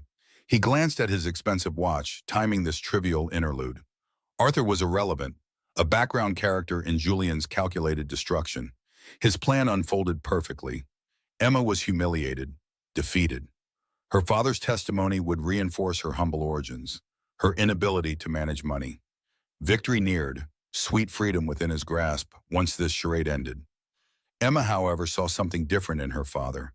Beneath his quiet answers, she sensed an unwavering calm. His kind eyes held a depth Julian, in his arrogance, would never perceive. She remembered his simple, profound advice, always guiding, never dictating. He taught her integrity, honesty, lessons Julian never learned. She longed for the trial's end, to escape this suffocating room. Yet this was her only path to justice. Her throat felt dry, her hands clammy. Richard Maxwell pressed on, probing Emma's childhood, hinting at a lack of financial acumen. He asked if Emma had ever managed large sums. Arthur paused, a gentle smile touching his lips. Emma has always been incredibly discerning, he replied, soft. She values true worth over mere flash. The words hung, a quiet rebuke to Julian's very being. Julian's smirk flickered, a minor irritation at the old man's subtle defiance. The judge, stern, listened intently, his gaze moving between Arthur and Maxwell. He had seen many witnesses, but Arthur Sterling's quiet presence commanded attention. Not theatrical, not emotional, his words carried unexpected weight. He was an anchor in a stormy sea of accusations. The heavy silence underscored every soft-spoken word. Mr. Sterling, Maxwell continued, his voice laced with practiced concern. Do you believe Emma can handle substantial divorce assets, given her history? It was a direct hit, a reminder of woven falsehoods. Emma flinched, nails digging into her palms. She felt exposed, her life dissected and judged. Humiliation was a physical ache behind her eyes. She wanted to scream, to lash out. She remained silent, trapped by court decorum. Arthur looked directly at Maxwell, gaze steady. Emma is a woman of immense integrity, he stated, his voice gaining firmness. She understands the responsibility with any wealth, whether small inheritance or vast holdings. She has always been taught to value character above all else. His words shielded Emma, a protective embrace. She felt his love reach her. Her eyes welled, but she blinked back tears, refusing Julian's satisfaction. Julian, impatient, shifted. This took too long. He wanted his narrative back, the evidence stripping Emma of everything. He underestimated the man's stubbornness. But an old man's platitudes meant nothing against his legal power. He tapped his fingers on the polished table. Old wood scent filled the room, a stark contrast to Julian's impatience. And these vast holdings, Maxwell probed, disdain in his tone. Are you speaking hypothetically, or do you have personal knowledge? He waved a dismissive hand, implying Arthur's words were wistful dreaming. He expected Arthur to stammer, to retreat, exposing him as unreliable. Arthur's gaze did not waver. A faint smile touched his lips. My knowledge, Mr. Maxwell, he replied soft, comes from a lifetime of careful stewardship. Emma was raised with a deep understanding of responsibility for herself and the legacy entrusted to her. She was always aware of her family's broader responsibilities. The words were measured, quiet authority belying his unassuming appearance. Emma felt a shiver. Legacy, responsibilities. Her father lived simply. He provided, but never spoke of vast holdings. Confusion flickered, then curiosity. What was he implying? The locket around her neck felt warm, a familiar weight.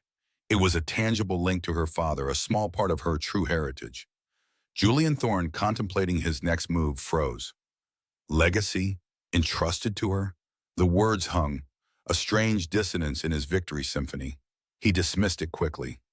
The old man rambled, inventing a fantastical background to credit Emma. Pathetic, really. But a cold shard of unease pierced his certainty. He clenched his jaw, forcing doubt away. It was nothing, just an old man trying to sound important. His arrogance returned, but the momentary falter had been there. A tiny crack. Arthur continued, calm. His words already turned the courtroom's invisible current. My family believed in quiet strength, in enduring value. True wealth is not just what one possesses. It is what one protects, what one nurtures. Emma embodies that principle. She protects what is precious. She nurtures what is true. These qualities cannot be bought or sold. His gaze met Emma's, a deep, knowing look of love and unwavering support. Richard Maxwell, sensing a tug, interjected, sharper. Mr. Sterling, are you suggesting your family has substantial assets? Assets Emma would inherit or manage? He sought to expose Arthur's words as empty boasts. He wanted to drag him back to perceived poverty. The faint scent of old books and dust thickened around them. Arthur took a slow breath, his eyes sweeping the courtroom, meeting Julian's briefly. My daughter has always been prepared for our family assets stewardship, he stated, his voice clear, an undercurrent of steel. Her integrity, her compassion, her unwavering sense of justice are precisely the qualities needed for such responsibility. These are qualities Julian Thorne, unfortunately, failed to appreciate. The last sentence, delivered with quiet power, cracked the courtroom air. Not an accusation, but simple fact. Julian Thorne, crafting Emma's unworthiness, felt a sudden chill. Blood ran cold. Family assets? Stewardship? The words echoed, not empty, but unsettling. He clenched his jaw, dismissing doubt. Nothing, just an old man. His arrogance returned, but the falter, a tiny crack, remained. The court hushed at Arthur Sterling's revelation. Julian Thorne settled into smug dismissal, viewing family assets as a desperate bluff to save his daughter. Emma's heart pounded. She watched her father, worry in her gut, calm yet radiating new strength in his tweed jacket. Dread and rising hope filled her. Richard Maxwell, Julian's lawyer, rose. His expensive suit and thin smile bespoke confidence. He approached the witness stand, sweeping Arthur with disdain. Maxwell's smooth, condescending voice filled the room. Mr. Sterling, he began, feigning respect, you spoke of your daughter's integrity and family assets. Is it not true you live in a modest cottage outside town? Arthur Sterling met Maxwell's gaze, unflinching. His soft, resonant voice cut through the heavy air. I do live in a cottage, Arthur confirmed. It is charming, built late 1700s, with original oak beams and a delightful rose garden. Maxwell's smirk widened. A charming cottage, not a sprawling estate, not a multi-million-dollar property? He paused, expecting an easy win to make Arthur's testimony worthless. Emma felt despair. Julian always mocked her father's simple life. Could Arthur face Maxwell's cynicism? She squeezed her hands, wishing to shield him. Arthur inclined his head. Financial valuation depends on the metric one applies, he said evenly. Its historical value is immeasurable, market value perhaps less, given its discrete location and never being for sale. The judge leaned forward, eyes fixed on Arthur. Maxwell chuckled, humorless. Discrete or isolated, Mr. Sterling? Be frank, you lack significant means? No corporate holdings, no vast investment portfolios. You work part-time as a consultant. He checked a document, certain of proof. I consult on various projects, Arthur replied, eyes twinkling. Mainly sustainable energy solutions and advanced robotics. It keeps my mind active. Corporate holdings is a broad term. My holdings are unconventional, structured for long-term generational stewardship, not short-term public perception. Julian felt annoyance. The old man was evasive, trying to seem grander. He looked at Emma, expecting her to cringe, but she gazed at her father with dawning hope in tear-stained eyes. Maxwell's brow furrowed. Unconventional, unregistered, hidden from public scrutiny, like your daughter's alleged offshore accounts? He linked Arthur's life to Emma's charges. Sarah Jenkins, Emma's lawyer, shifted. Interest crossed her stoic face. Arthur's calm, precise words intrigued her, beyond mere intelligence. The cryptic message about Thorn Enterprises' ownership returned. Could it be linked? Arthur cleared his throat. Not hidden, Mr. Maxwell. Private. Privacy is vital with proprietary technologies and sensitive intellectual property.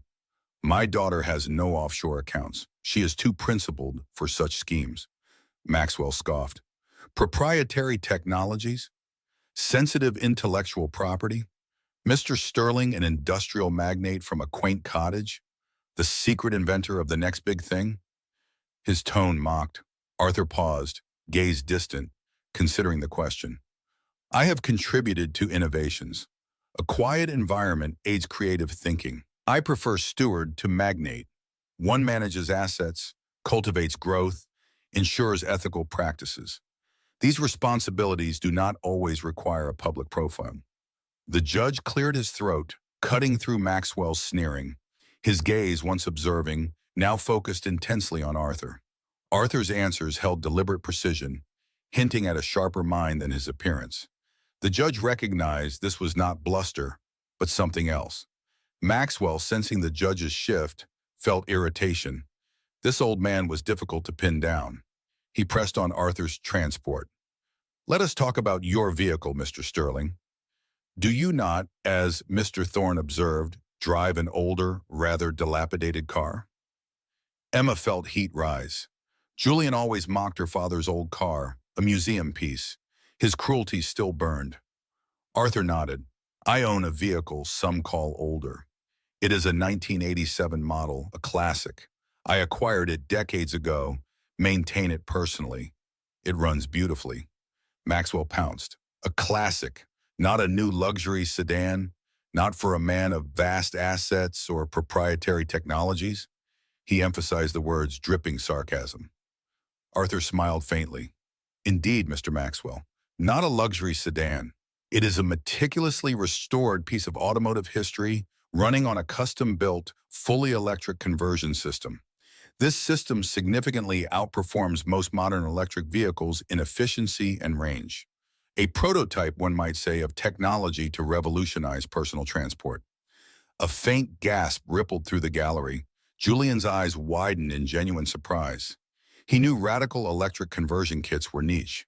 For this unassuming man to design and build one into an old car was utterly unexpected. Emma stared at her father, mind racing. She knew his mechanical brilliance, but never grasped its scale. He always called his achievements little projects. She felt pride and profound awe. Maxwell, momentarily thrown, quickly regrouped. A prototype? You claim to be an inventor, Mr. Sterling? This old car is your grand invention? He forced a desperate laugh. It is one of many projects, Mr. Maxwell, Arthur corrected calmly. I have contributed to various fields. My work integrates sustainable solutions with advanced engineering. The old car merely demonstrates principles I apply on a much larger scale. The judge's pen, silent until now, began scratching notes. His sharp gaze weighed Arthur's every word. He reassessed this humble witness. Maxwell, growing frustrated, attacked Arthur's finances directly. Your income, Mr. Sterling. Your consulting fees are modest, true, not the kind to support a sprawling estate or vast corporate holdings, as you alluded. Arthur adjusted his spectacles, his demeanor thoughtful. My personal income from consulting is modest. It covers my needs and simple pleasures, but it is not my primary financial source. My main activities operate through various trusts and holding companies, managed by a dedicated team. They protect assets and ensure long-term stability for future generations. Trusts and holding companies hung in the air. Julian felt cold dread. These were structures of immense wealth, old money, insulated from public view. He had always seen Arthur as a simple man with no power. The old car now flashed as a deliberate, calculated choice. Emma watched Julian's arrogance crack. Fierce satisfaction bloomed, then sharp confusion. Trusts? Holding companies? Her father? She knew his principles, but this was a revelation of a different magnitude. Maxwell, rattled, kept his aggressive front. Trusts? Holding companies? A clandestine financial wizard, Mr. Sterling? This court should believe a man in a cottage, driving an old car, secretly controls a financial empire? His voice rose, betraying frustration. Arthur remained calm. I state the facts, Mr. Maxwell. Appearances, as you know, deceive. Assets are not always reflected by residence or vehicle. Some operate quietly, focusing on substantive work, not opulent displays. He paused, meeting Emma's gaze with silent reassurance. Sarah Jenkins allowed a small, imperceptible smile. This was it. The message's hint, the quiet confidence, the deep knowledge. Emma's father was more than a character witness. He was immense, hidden power, strategically brilliant. The pieces clicked. And these trusts and holding companies, Maxwell pressed, registered, legitimate, or a convenient fiction to obscure your limited financial circumstances? He fished for a weakness, a lie. They are entirely legitimate, Mr. Maxwell, Arthur affirmed firmly, fully compliant with the international financial regulations. Their details are confidential to protect beneficiaries and strategic interests of ventures they oversee. Their existence and legality are beyond question. Julian felt sweat trickle. Confidential. Beneficiaries. Strategic interest. These were not a struggling retiree's words, but a titan's. He remembered mocking Emma's poor father, dismissing his advice. A cold, hard realization formed in his gut. Maxwell, tactics failing, grew desperate. Mr. Sterling, you are a character witness for Emma Sterling. Julian Thorne alleges she squandered his wealth, engaged in infidelity, and hid assets. Are you suggesting your vast, secret wealth makes her innocent? Arthur's gaze sharpened, a steely glint in his kind eyes. My daughter's character is unimpeachable, Mr. Maxwell. She has integrity, honesty, and deep loyalty, qualities not bought or faked. My wealth has no bearing on her truthfulness, only perhaps on your client's perception of her worth. He emphasized worth. The courtroom fell absolutely silent, every eye, including the judge's, fixed on Arthur Sterling. His calm demeanor, once timid, was now an impenetrable shield. His words carried undeniable weight. Maxwell, visibly agitated, tried one last tactic, attacking Arthur's perceived insignificance. What precisely, Mr. Sterling, does your testimony contribute given your admittedly humble circumstances? He wanted Arthur to admit powerlessness. Arthur looked directly at Maxwell, profound dignity radiating. I contribute the truth, Mr. Maxwell, and perhaps a different perspective on value. Not all assets are liquid, not all power is public. Sometimes the most significant influence is wielded quietly, strategically, with a long-term vision. He paused, letting his words settle. The air grew thick with meaning. Julian felt his perfectly constructed world wobble. The trial's smug satisfaction drained, replaced by chilling uncertainty. This old man, this poor father-in-law he dismissed, was not what he seemed. He never had been. Arthur turned his head, his gaze sweeping past Emma's tear-filled eyes, past Sarah Jenkins' intrigue, landing squarely on Julian Thorne. No anger, no malice showed, only quiet, profound understanding and a hint of sadness. The look seemed to penetrate Julian's very soul. His voice, a low rumble, commanded absolute attention in the silent courtroom. My family's true worth is often underestimated, Mr. Thorne. A palpable tension fell upon the room, a heavy silence. Julian Thorne felt a cold shiver, a premonition of ruin. Smugness vanished, replaced by dawning terror. He had made a grave, irreversible mistake. The courtroom fell silent as Arthur Sterling spoke. My family's true worth is often underestimated, Mr. Thorne. His calm unnerved Julian more than any shouted accusation. Julian's smirk vanished, replaced by unease. He shifted, eyes narrowed, trying to read Arthur. Emma's lawyer, Sarah Jenkins, stood. Your Honor, Mr. Sterling has further evidence about the ownership of Thorne Enterprises. She gestured toward a laptop and projector screen, set up quietly. A low murmur spread through the gallery. Julian's counsel, Richard Maxwell, stood quickly. Objection, Your Honor. This is highly irregular. This is a divorce, not a corporate audit. The documents are irrelevant. His voice, usually smooth, held a tremor. He clearly had not anticipated this. The judge, with sharp eyes, held up a hand. Mr. Maxwell, I will allow Mr. Sterling to proceed. He testifies as a character witness for Ms. Sterling. If his testimony clarifies your client's financial claims, it may be relevant. I will determine admissibility. Her gaze lingered on Julian, a hint of steel in her expression. Arthur nodded, then turned to the screen. A quiet click brought up the first image, a scanned document. It showed a transfer of ownership, years ago, of the Thorne Enterprises main office building property. The transfer moved from a Sterling holding subsidiary to a shell corporation, then to another entity Arthur controlled. The room fell utterly silent. Only the projector whirred. Emma clutched the silver locket beneath her shirt. She watched her father, serene, his hands careful on the keyboard. A chill ran down her spine, not from fear, but from the dawning truth of the unraveling. Arthur continued, navigating digital ledgers. Each click brought up another page, each line of text a blow to Julian's facade. He showed a complex web of transactions, tracing initial capital investment in Julian's earliest ventures not to his acumen, but to anonymous trusts. These funds, Arthur explained calmly, were managed by his own private banking division. Emma's perception spun. For years, Julian had bragged about his self-made empire. She had believed him, admiring his drive. Now, she saw, her father had laid the empire's foundation years before she met Julian. The sterile courtroom air, a faint scent of old paper, anchored her slightly in the surreal moment. Julian sat rigid, his face draining of color. The arrogant gleam in his eyes died, replaced by dawning horror. His jaw, usually confident, began to slacken. His composure fell away like a puppet whose strings were cut. Richard Maxwell beside him scribbled notes, whispering. Julian did not hear. Arthur displayed property deeds. He showed proof that Thorne Enterprises' real estate, headquarters, and plants were never Julian's sole property. They were held in trusts and corporations, controlled by Sterling Holdings, Arthur Sterling's unseen empire.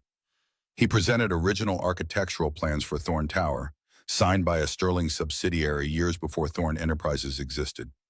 The audacity of Julian's lies unfolded with chilling clarity. Emma felt tears. Her heart was broken, her reality an illusion. The bitter taste of betrayal filled her mouth. Arthur introduced 3 financial experts, 2 men and a woman. They were not courtroom regulars, their quiet authority demanding attention. The lead expert, a woman with a sharp gaze, began to speak. Her voice was clear and concise. Your Honor, she began, our team has analyzed Thorne Enterprises' financial records. She clicked a remote. Detailed flowcharts and spreadsheets, dense with numbers, filled the screen. Our findings confirm initial capital, funding, and asset acquisitions for Thorne Enterprises originated from entities controlled by Mr. Sterling. She detailed blind trusts and offshore accounts, channeling funds without revealing the true beneficiary.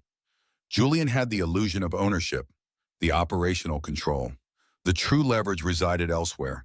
He was merely the public face, an ambitious manager allowed to build an empire on someone else's foundation. Emma watched Julian's face, now ghostly white, a sickening ash. His eyes, once cold, held desperate fear. His hands, once dismissive, now trembled, gripping the defense table. He whispered something frantic to Maxwell, barely audible across the silent courtroom. Maxwell shook his head, his face a mask of disbelief.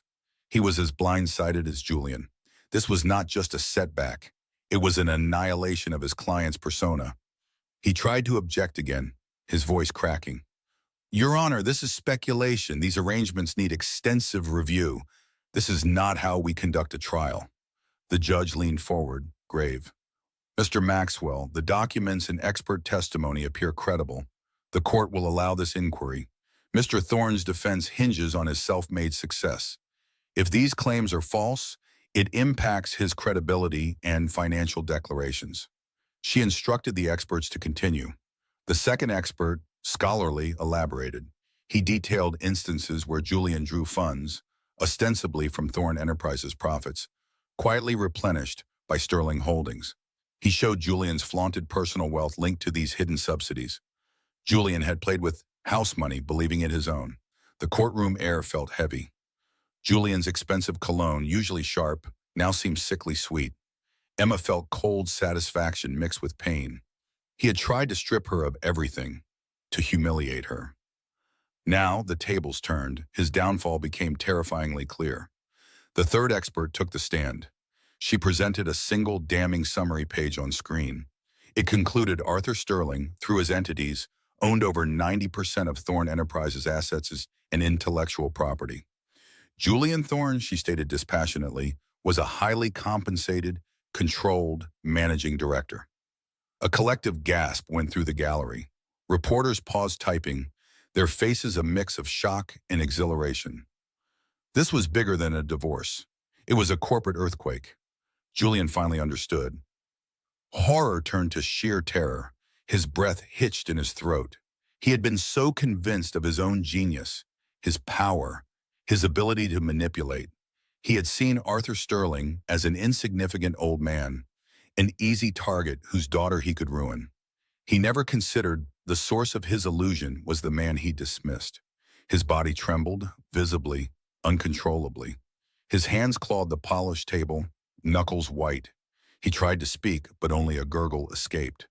The reality of his situation, the failure of his life's ambition, slammed into him.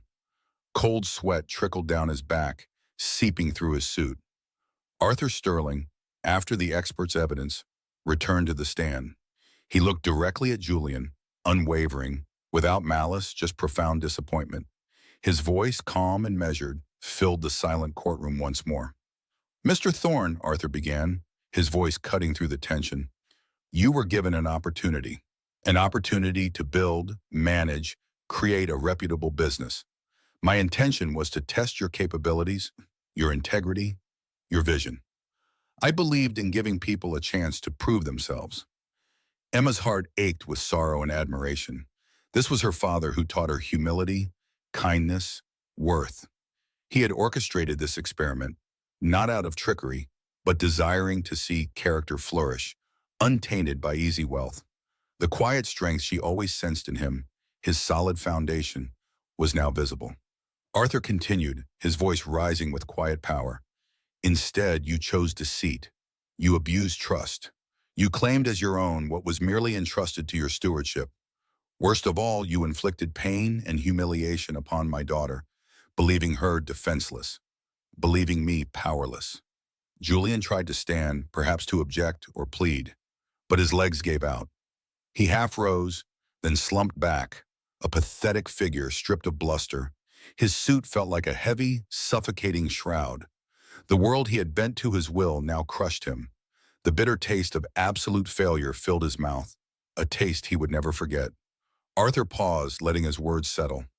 The silence was absolute, broken only by Julian's ragged breathing. Emma, tears streaming, watched her father, her hero, deliver the final blow. She felt awe at his love and protection. He built this quiet life for her, shielding her from Julian. Arthur Sterling's firm voice concluded his testimony. "Mr. Thorne's claims are nothing but a house of cards built on my family's foundation." The last word hung in the air, a death knell for Julian's existence. As the final syllable faded, Julian Thorne's head snapped back against his chair. His eyes rolled, unfocused. His body went limp. He collapsed, devastated and in shock, his world irrevocably destroyed. A sharp gasp tore through the hushed High Court of Justice. The grand room, usually filled with legal proceedings, now vibrated with stunned silence, quickly followed by a chaotic hum. Faces in the gallery, wide with shock, swiveled between the witness stand and the defense table. Clerks rustled papers, their pens freezing mid-stroke. Julian Thorne slumped in his chair, a study in horrifying silence. His tailored suit hung on him. His facade crumbled. Color drained from his face, leaving his sharp features gaunt. His blue eyes, once calculating, were now vacant, staring ahead. Emma watched his collapse from her seat.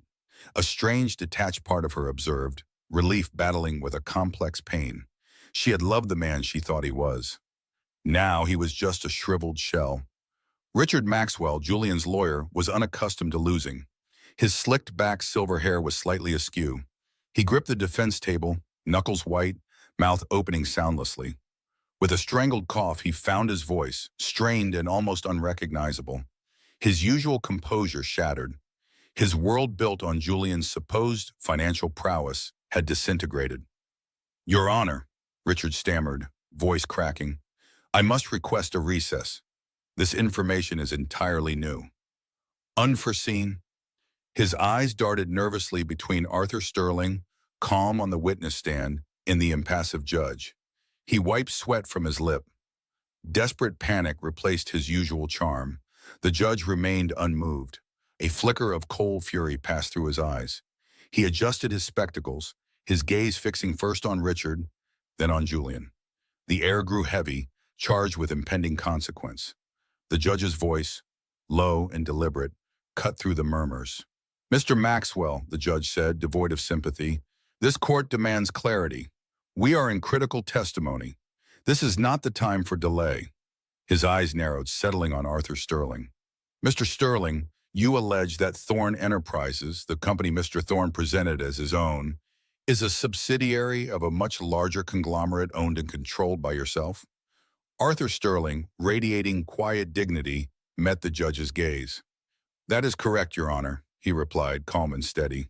"Julian Thorne was appointed CEO of Thorne Enterprises by my late grandfather nearly 2 decades ago. He managed a small fraction of the assets.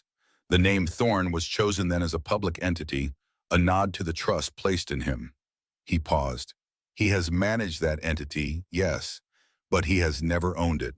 He has never owned the capital that funded it, nor the deeper assets it represented."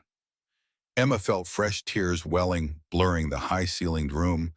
They were tears of shock and of overwhelming love for her father. She gripped the silver locket around her neck. She had always known her father was different, valuing simplicity, abhorring ostentation. But she had never grasped the true extent of his quiet power.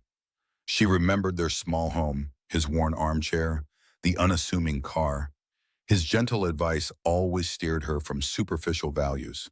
She looked at him now, tall and resolute, his silver hair catching the light. He was an empire unto himself, a man who had built a life of such profound humility it fooled everyone. The depth of his sacrifice for her, to protect her from Julian's greed, hit her with stunning force. He had allowed Julian to mock his simple life, to think him a mere burden, all to maintain the illusion that kept her safe. A sob caught in Emma's throat, lost in the renewed hum of the courtroom. Her lawyer, Sarah Jenkins, placed a reassuring hand on her arm. Sarah's eyes held a glint of triumph and an understanding of Emma's turmoil. Emma understood now why Sarah had been so composed. Sarah, it seemed, had known. Emma looked at her father, her vision swimming, and fierce, unconditional love bloomed in her chest. He was her protector, her silent champion, a man of unwavering integrity. "This is preposterous," Richard Maxwell blurted, voice high-pitched and strained, his face mottled red. He pushed away from the table, his chair scraping. "This is a blatant attempt to manipulate the court. There is no documentation." "On the contrary, Mr. Maxwell," Arthur interjected, calm and firm. He nodded toward Emma's lawyer. "Miss Jenkins has all the necessary documentation and ready for submission. My team worked through the night, a complete, unredacted corporate history, ownership deeds, and financial statements, all authenticated." Sarah Jenkins, with a cool, collected demeanor, rose. In her hand, she held a thick-bound dossier. She walked confidently towards the judge's bench. A small, knowing smile played on her lips. She placed the dossier carefully, its weight thudding softly, a sound like a death knell for Julian's claims. Julian slowly regained awareness, his eyes darting as if from a terrible dream. The reality of Arthur's words, the weight of the evidence, turned his shock into cold dread. He swallowed hard, a metallic taste in his dry mouth. His gaze landed on Arthur, contorted with pure hatred and terror. The man he had dismissed, mocked, and insulted was not only rich, but the true owner of everything Julian believed to be his. Every boast, every lie, every sneer now twisted back on him. The realization brought a fresh wave of nausea. All the long hours, the ruthless decisions, the manipulations, the betrayals, they had been for nothing. He had built an empire only to discover it was a borrowed plaything, rented on a whim from a man he considered beneath him. Shame consumed his arrogance, leaving a hollow shell of fear. He felt the blood rush from his head. The world tilted. Emma, wiping away her tears, watched Julian's unraveling. There was no awe, only profound sadness for what might have been. She saw the fear in his eyes, the terror of a man whose identity, built on a lie, was now exposed. Her heart ached, not for him, but for the years wasted, for the love given to a deceitful illusion.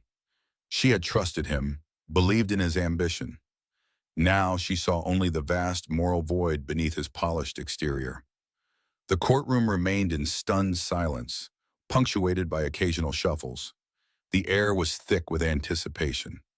The judge meticulously reviewed the documents Sarah presented, his brow furrowed. His fingers, surprisingly quick, flipped through pages of corporate charters, financial statements, and deeds, each solidifying Arthur Sterling's claim. The volume and detail of the evidence left no doubt. Richard Maxwell, seeing the judge's absorption, made one last desperate attempt. "Your Honor, this is an ambush. We have not had time to review these documents, to prepare a defense against such outlandish claims." His voice was hoarse. The judge slowly lifted his head, his gaze cold and unwavering on Richard Maxwell.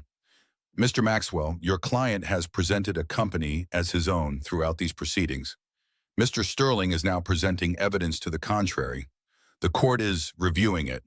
This is not an ambush. It is the presentation of facts." He turned his stern gaze towards Julian. Julian felt the judge's eyes like physical blows. He flinched, shrinking into his seat. His hands trembled, clenching beneath the table. He felt the eyes of everyone on him, 1,000 judgments piercing his skin. The High Court, once a stage for his triumph, had become his personal cage. He heard the faint buzz of fluorescent lights, mocking his downfall. The judge continued, his voice resonating with authority. "The court needs time to properly assimilate the gravity of this unprecedented turn of events.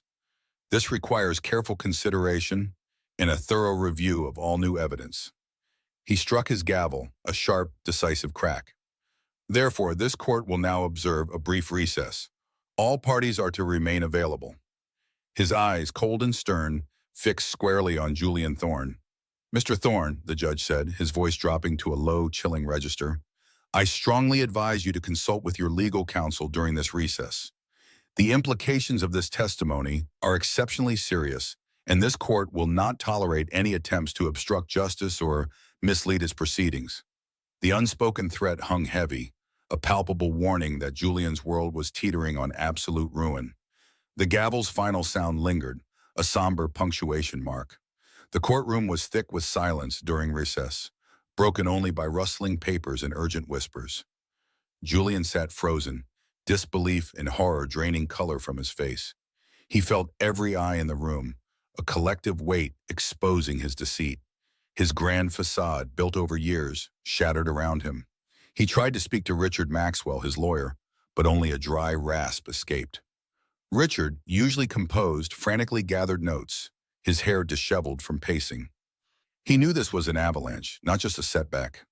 Thorne Enterprises, Julian's supposed empire, was a colossal lie. Richard shot Julian a look of pure fury for being made a fool. His reputation rested on winning. Now his clients sabotaged their case with one revelation.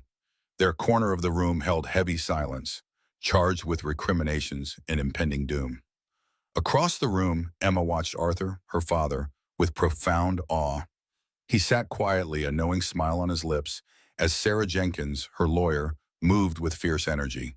Arthur's legal team, a formidable group, swarmed Sarah, their movements precise. They presented thick binders, glowing digital ledgers, and forensic reports detailing Julian's fraud. The volume of evidence overwhelmed court clerks. Emma's heart ached with gratitude and sorrow. She thought of years worrying about her father's humble life, never suspecting his colossal secret. His quiet strength, his belief in her, made perfect sense. He had built a fortress of love, protecting her from the world he now conquered for her. A single tear traced her cheek, a purifying release. Arthur radiated understated power, a quiet storm about to break over Julian. She heard court officials' hushed conversations, their voices laced with shock over the new evidence. The judge, grim and unreadable, spent the recess poring over documents, brow furrowed. The weight of what transpired, the trial's inversion, settled over the high court. This was no longer a divorce. It became an unraveling of corporate deceit and personal treachery. When court reconvened, the atmosphere changed, almost suffocating. The air, once thick with Julian's confidence, hummed with Arthur's authority. The judge took his seat, his gaze sweeping the room, lingering on Julian, whose eyes fixed on the floor. The gavel struck, a sharp echo signaling one era's end and another's terrifying beginning for Julian Thorne. Sarah Jenkins rose, her voice clear, launching a calculated offensive. She began dismantling Julian's case, piece by piece, using Arthur's evidence. "Your Honor," she began, "the recess evidence paints a stark picture. Mr. Thorne's claims of building Thorne Enterprises are fabricated." She pointed to a large screen displaying charts and diagrams, illustrating how Julian siphoned assets, created shell companies, and diverted funds from Sterling family holdings. "These documents," Sarah continued, her voice unwavering, "prove Thorne Enterprises was not Mr. Thorne's creation. It was a disguised network of companies under Sterling family ownership for generations." Julian flinched, his jaw tightening as his deception was laid bare. He had believed himself untouchable, master of his game. But Arthur's patience was the trap. Cold sweat prickled his skin. His suit felt like a suffocating shroud. He wanted to shout, deny, escape, but words choked in his throat, overwhelmed by exposure. Sarah then turned to the fabricated evidence against Emma. "Furthermore, Your Honor, Mrs. Sterling's claims of financial mismanagement and infidelity were meticulously manufactured to discredit her and seize her inheritance." She presented forensic reports highlighting altered bank statements and fake emails. The offshore account, supposedly Mrs. Sterling's, was a shell entity controlled by Mr. Thorne, designed to launder funds and frame his wife. The courtroom gasped, murmurs rippling. Emma felt cold fury mixed with vindication. Every insult Julian hurled echoed as his damning confession. The pain of betrayal was sharp, but justice felt certain. She saw Julian's desperate glances at Richard, who shook his head, defeated. There was no escape. The judge, his voice heavy, addressed Julian directly. "Mr. Thorne, you have heard the allegations and evidence. How do you respond to these grave accusations of fraud, perjury, and fabricating evidence against your wife?" Julian finally stood, his knees weak. He clutched the witness stand, knuckles white. "Your Honor, this is preposterous," he stammered, his voice a pathetic shadow of its usual tone. "These are wild conspiracy theories. Mr. Sterling manipulates everything. He is powerful, yes, but he twists the truth." Arthur Sterling, calm, watched Julian, a faint, sad expression on his face. He had known this day would come, waiting for Julian to dig his own grave. Sarah Jenkins interjected, her voice sharp. "Mr. Thorne, do you deny these documents, which clearly show your ownership of shell corporations receiving funds from Sterling family trusts?" She projected a specific bank transfer on screen, a sum so vast it made the courtroom hold its breath. Julian squinted at the screen, mind racing for a defense. He thought he had covered his tracks. How had Arthur unraveled it so completely? He opened his mouth, then closed it, his denials hollow. "These are complex transactions, Your Honor. They can be misinterpreted. Many layers exist." The judge leaned forward, his gaze piercing. "Mr. Thorne, this court requires a direct answer. Did you oversee these funds transfer, knowing their true origin, and claim them as part of your fortune?" Julian's eyes darted like a trapped animal. His world imploded. Fear thickened the air. He tried to compose himself, to regain arrogance, but it was useless. His hands trembled uncontrollably. "I was advised by my financial team. They handled intricacies. I merely oversaw strategy. Sarah scoffed, a tiny sound of disdain. Your financial team? Mr. Thorne, the same one whose members are prepared to testify about your instructions to falsify records and fabricate evidence against Mrs. Sterling? Julian's face went even paler. He knew those names. He had threatened, paid, and promised them protection. Arthur Sterling's reach was greater than he imagined. Terror jolted him. He was alone. They're lying, he blurted, desperation rising. They're being coerced. Arthur's legal team presented sworn affidavits from Julian's former employees detailing his instructions to create false evidence against Emma. One affidavit detailed Julian's instructions to create doctored emails, crafting language to implicate Emma. Another described his order to manipulate bank statements for the phantom offshore account. The specific details, the calculated malice, sent shivers down Emma's spine. Julian's cruelty had been even deeper than she had realized. Richard Maxwell, Julian's lawyer, looked defeated. He raised a hand to object, but his voice lacked conviction. The judge overruled him. The tide had turned so decisively that even Richard found no purchase. He slumped back in his chair, leaving Julian utterly exposed. The interrogation intensified. Sarah Jenkins, a formidable force, pressed him on the offshore account. Mr. Thorne, when you presented this court with a fabricated document implicating Mrs. Sterling in a secret offshore account, did you believe you would never be caught? Julian's breathing grew ragged. The courtroom closed in, the air thin. His once confident blue eyes darted frantically, fear clouding them. He imagined headlines, ruined reputation, loss of everything he amassed. The thought was unbearable. His life, built on lies and stolen wealth, crumbled. He was powerless. It was a mistake of judgment, Julian choked, his voice trembling. I was stressed. The divorce was contentious. Stress, Mr. Thorne? Sarah's voice was ice. Or calculated malice? Did you intentionally instruct employees to forge Mrs. Sterling's signature? Julian recoiled, the question hitting him like a physical blow. His mind raced, scrambling to deflect, to blame.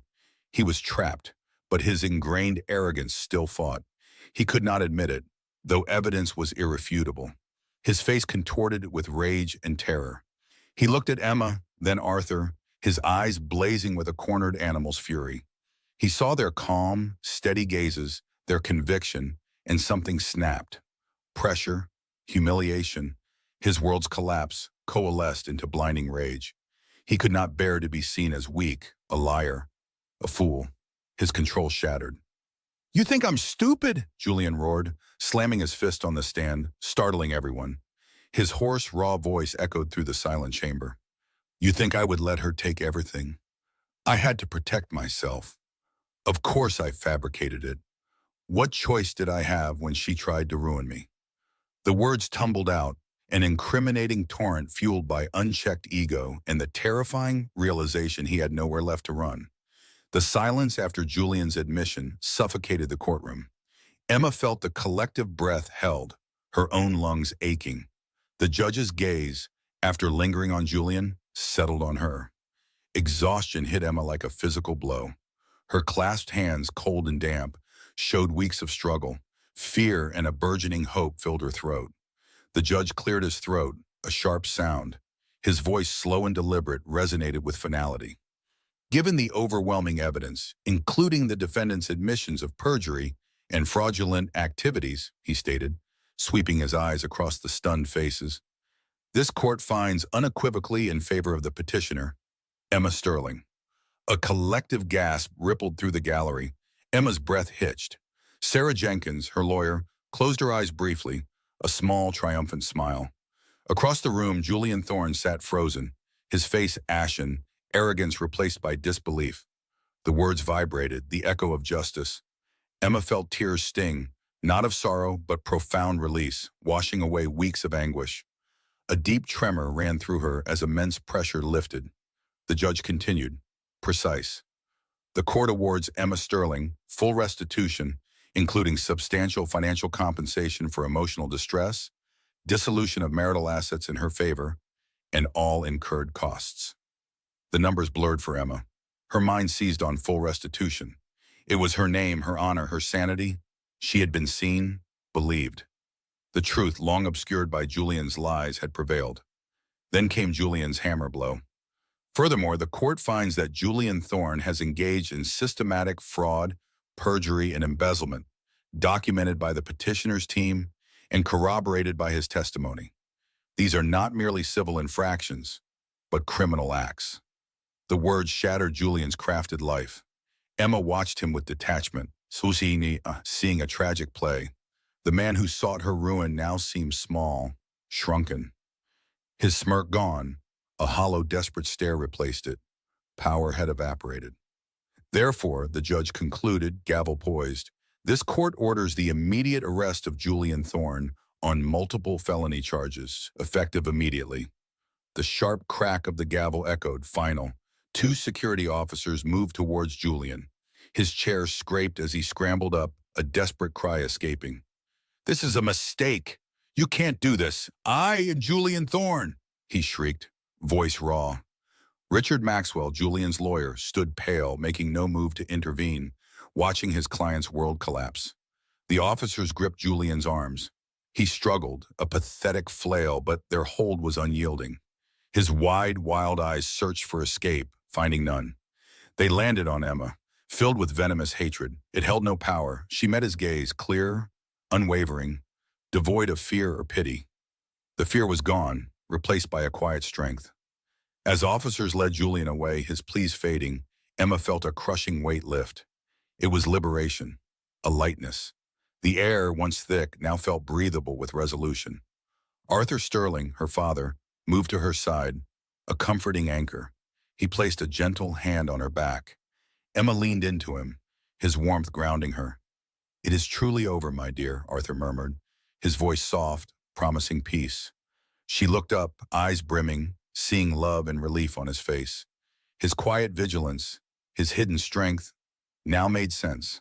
He had not just protected, he had empowered her to reclaim her life. Emma stood in the emptying courtroom, the gavel's echo, a victory memory. She surveyed the columns, the mahogany. It felt like a stage where justice had been served.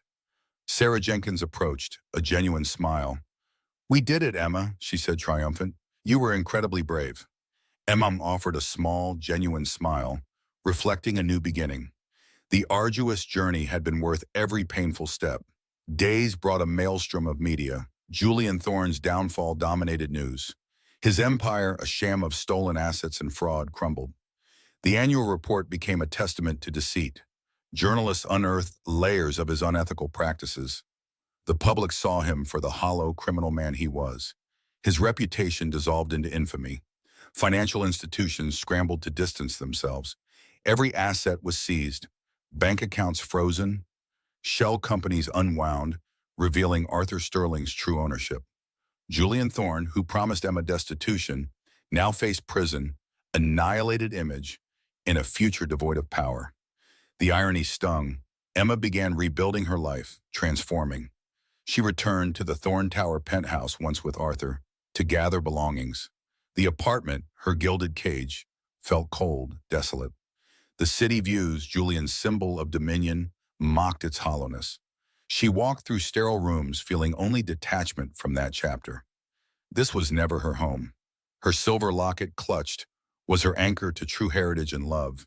She left the key on the glass table, a silent farewell, walking away without a backward glance.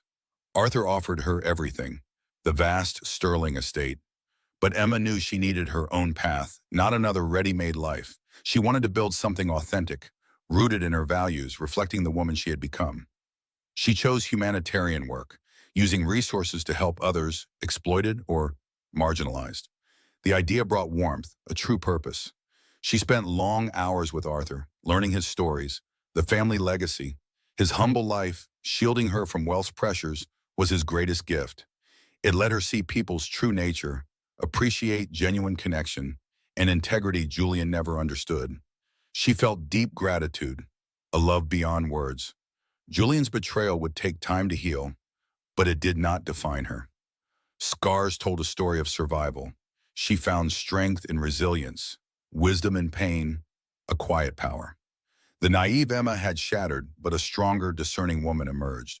She learned to trust her instincts, value integrity, recognize manipulation. She carried the lessons as guides. Months turned into a year. Emma found a small, bright apartment in a quiet neighborhood, truly her own. She volunteered, then took a leadership role in a foundation supporting women escaping abusive relationships. Her days filled with meaningful work, her evenings with reflection and time with her father. Loneliness was replaced by belonging, a life rich in purpose. One crisp autumn afternoon, a year after the verdict, Emma stood with her father on his study balcony at the Sterling estate. The air was cool, carrying a sense of fallen leaves, promising renewal. Below the garden stretched, gold and russet. Beyond the gates, the city skyline glittered. It was the same skyline Julian had claimed. Now it was a beautiful backdrop to her unfolding story, no longer tied to his memory. Emma looked at her father, his profile against the fading light. He turned, a gentle smile in his eyes. "You have found your way, my dear," he said, soft but firm. "You always had the strength. You simply needed to discover it." She gazed at the cityscape, no longer seeing Julian's fallen empire, no longer burdened by a broken marriage or deceit's shadows. She saw possibilities, an expansive horizon, a future shaped on her own terms. She understood her true strength now. As Emma Sterling, a woman who faced darkness, endured pain, and emerged into light, whole and fiercely free, grounded in family love and her own worth.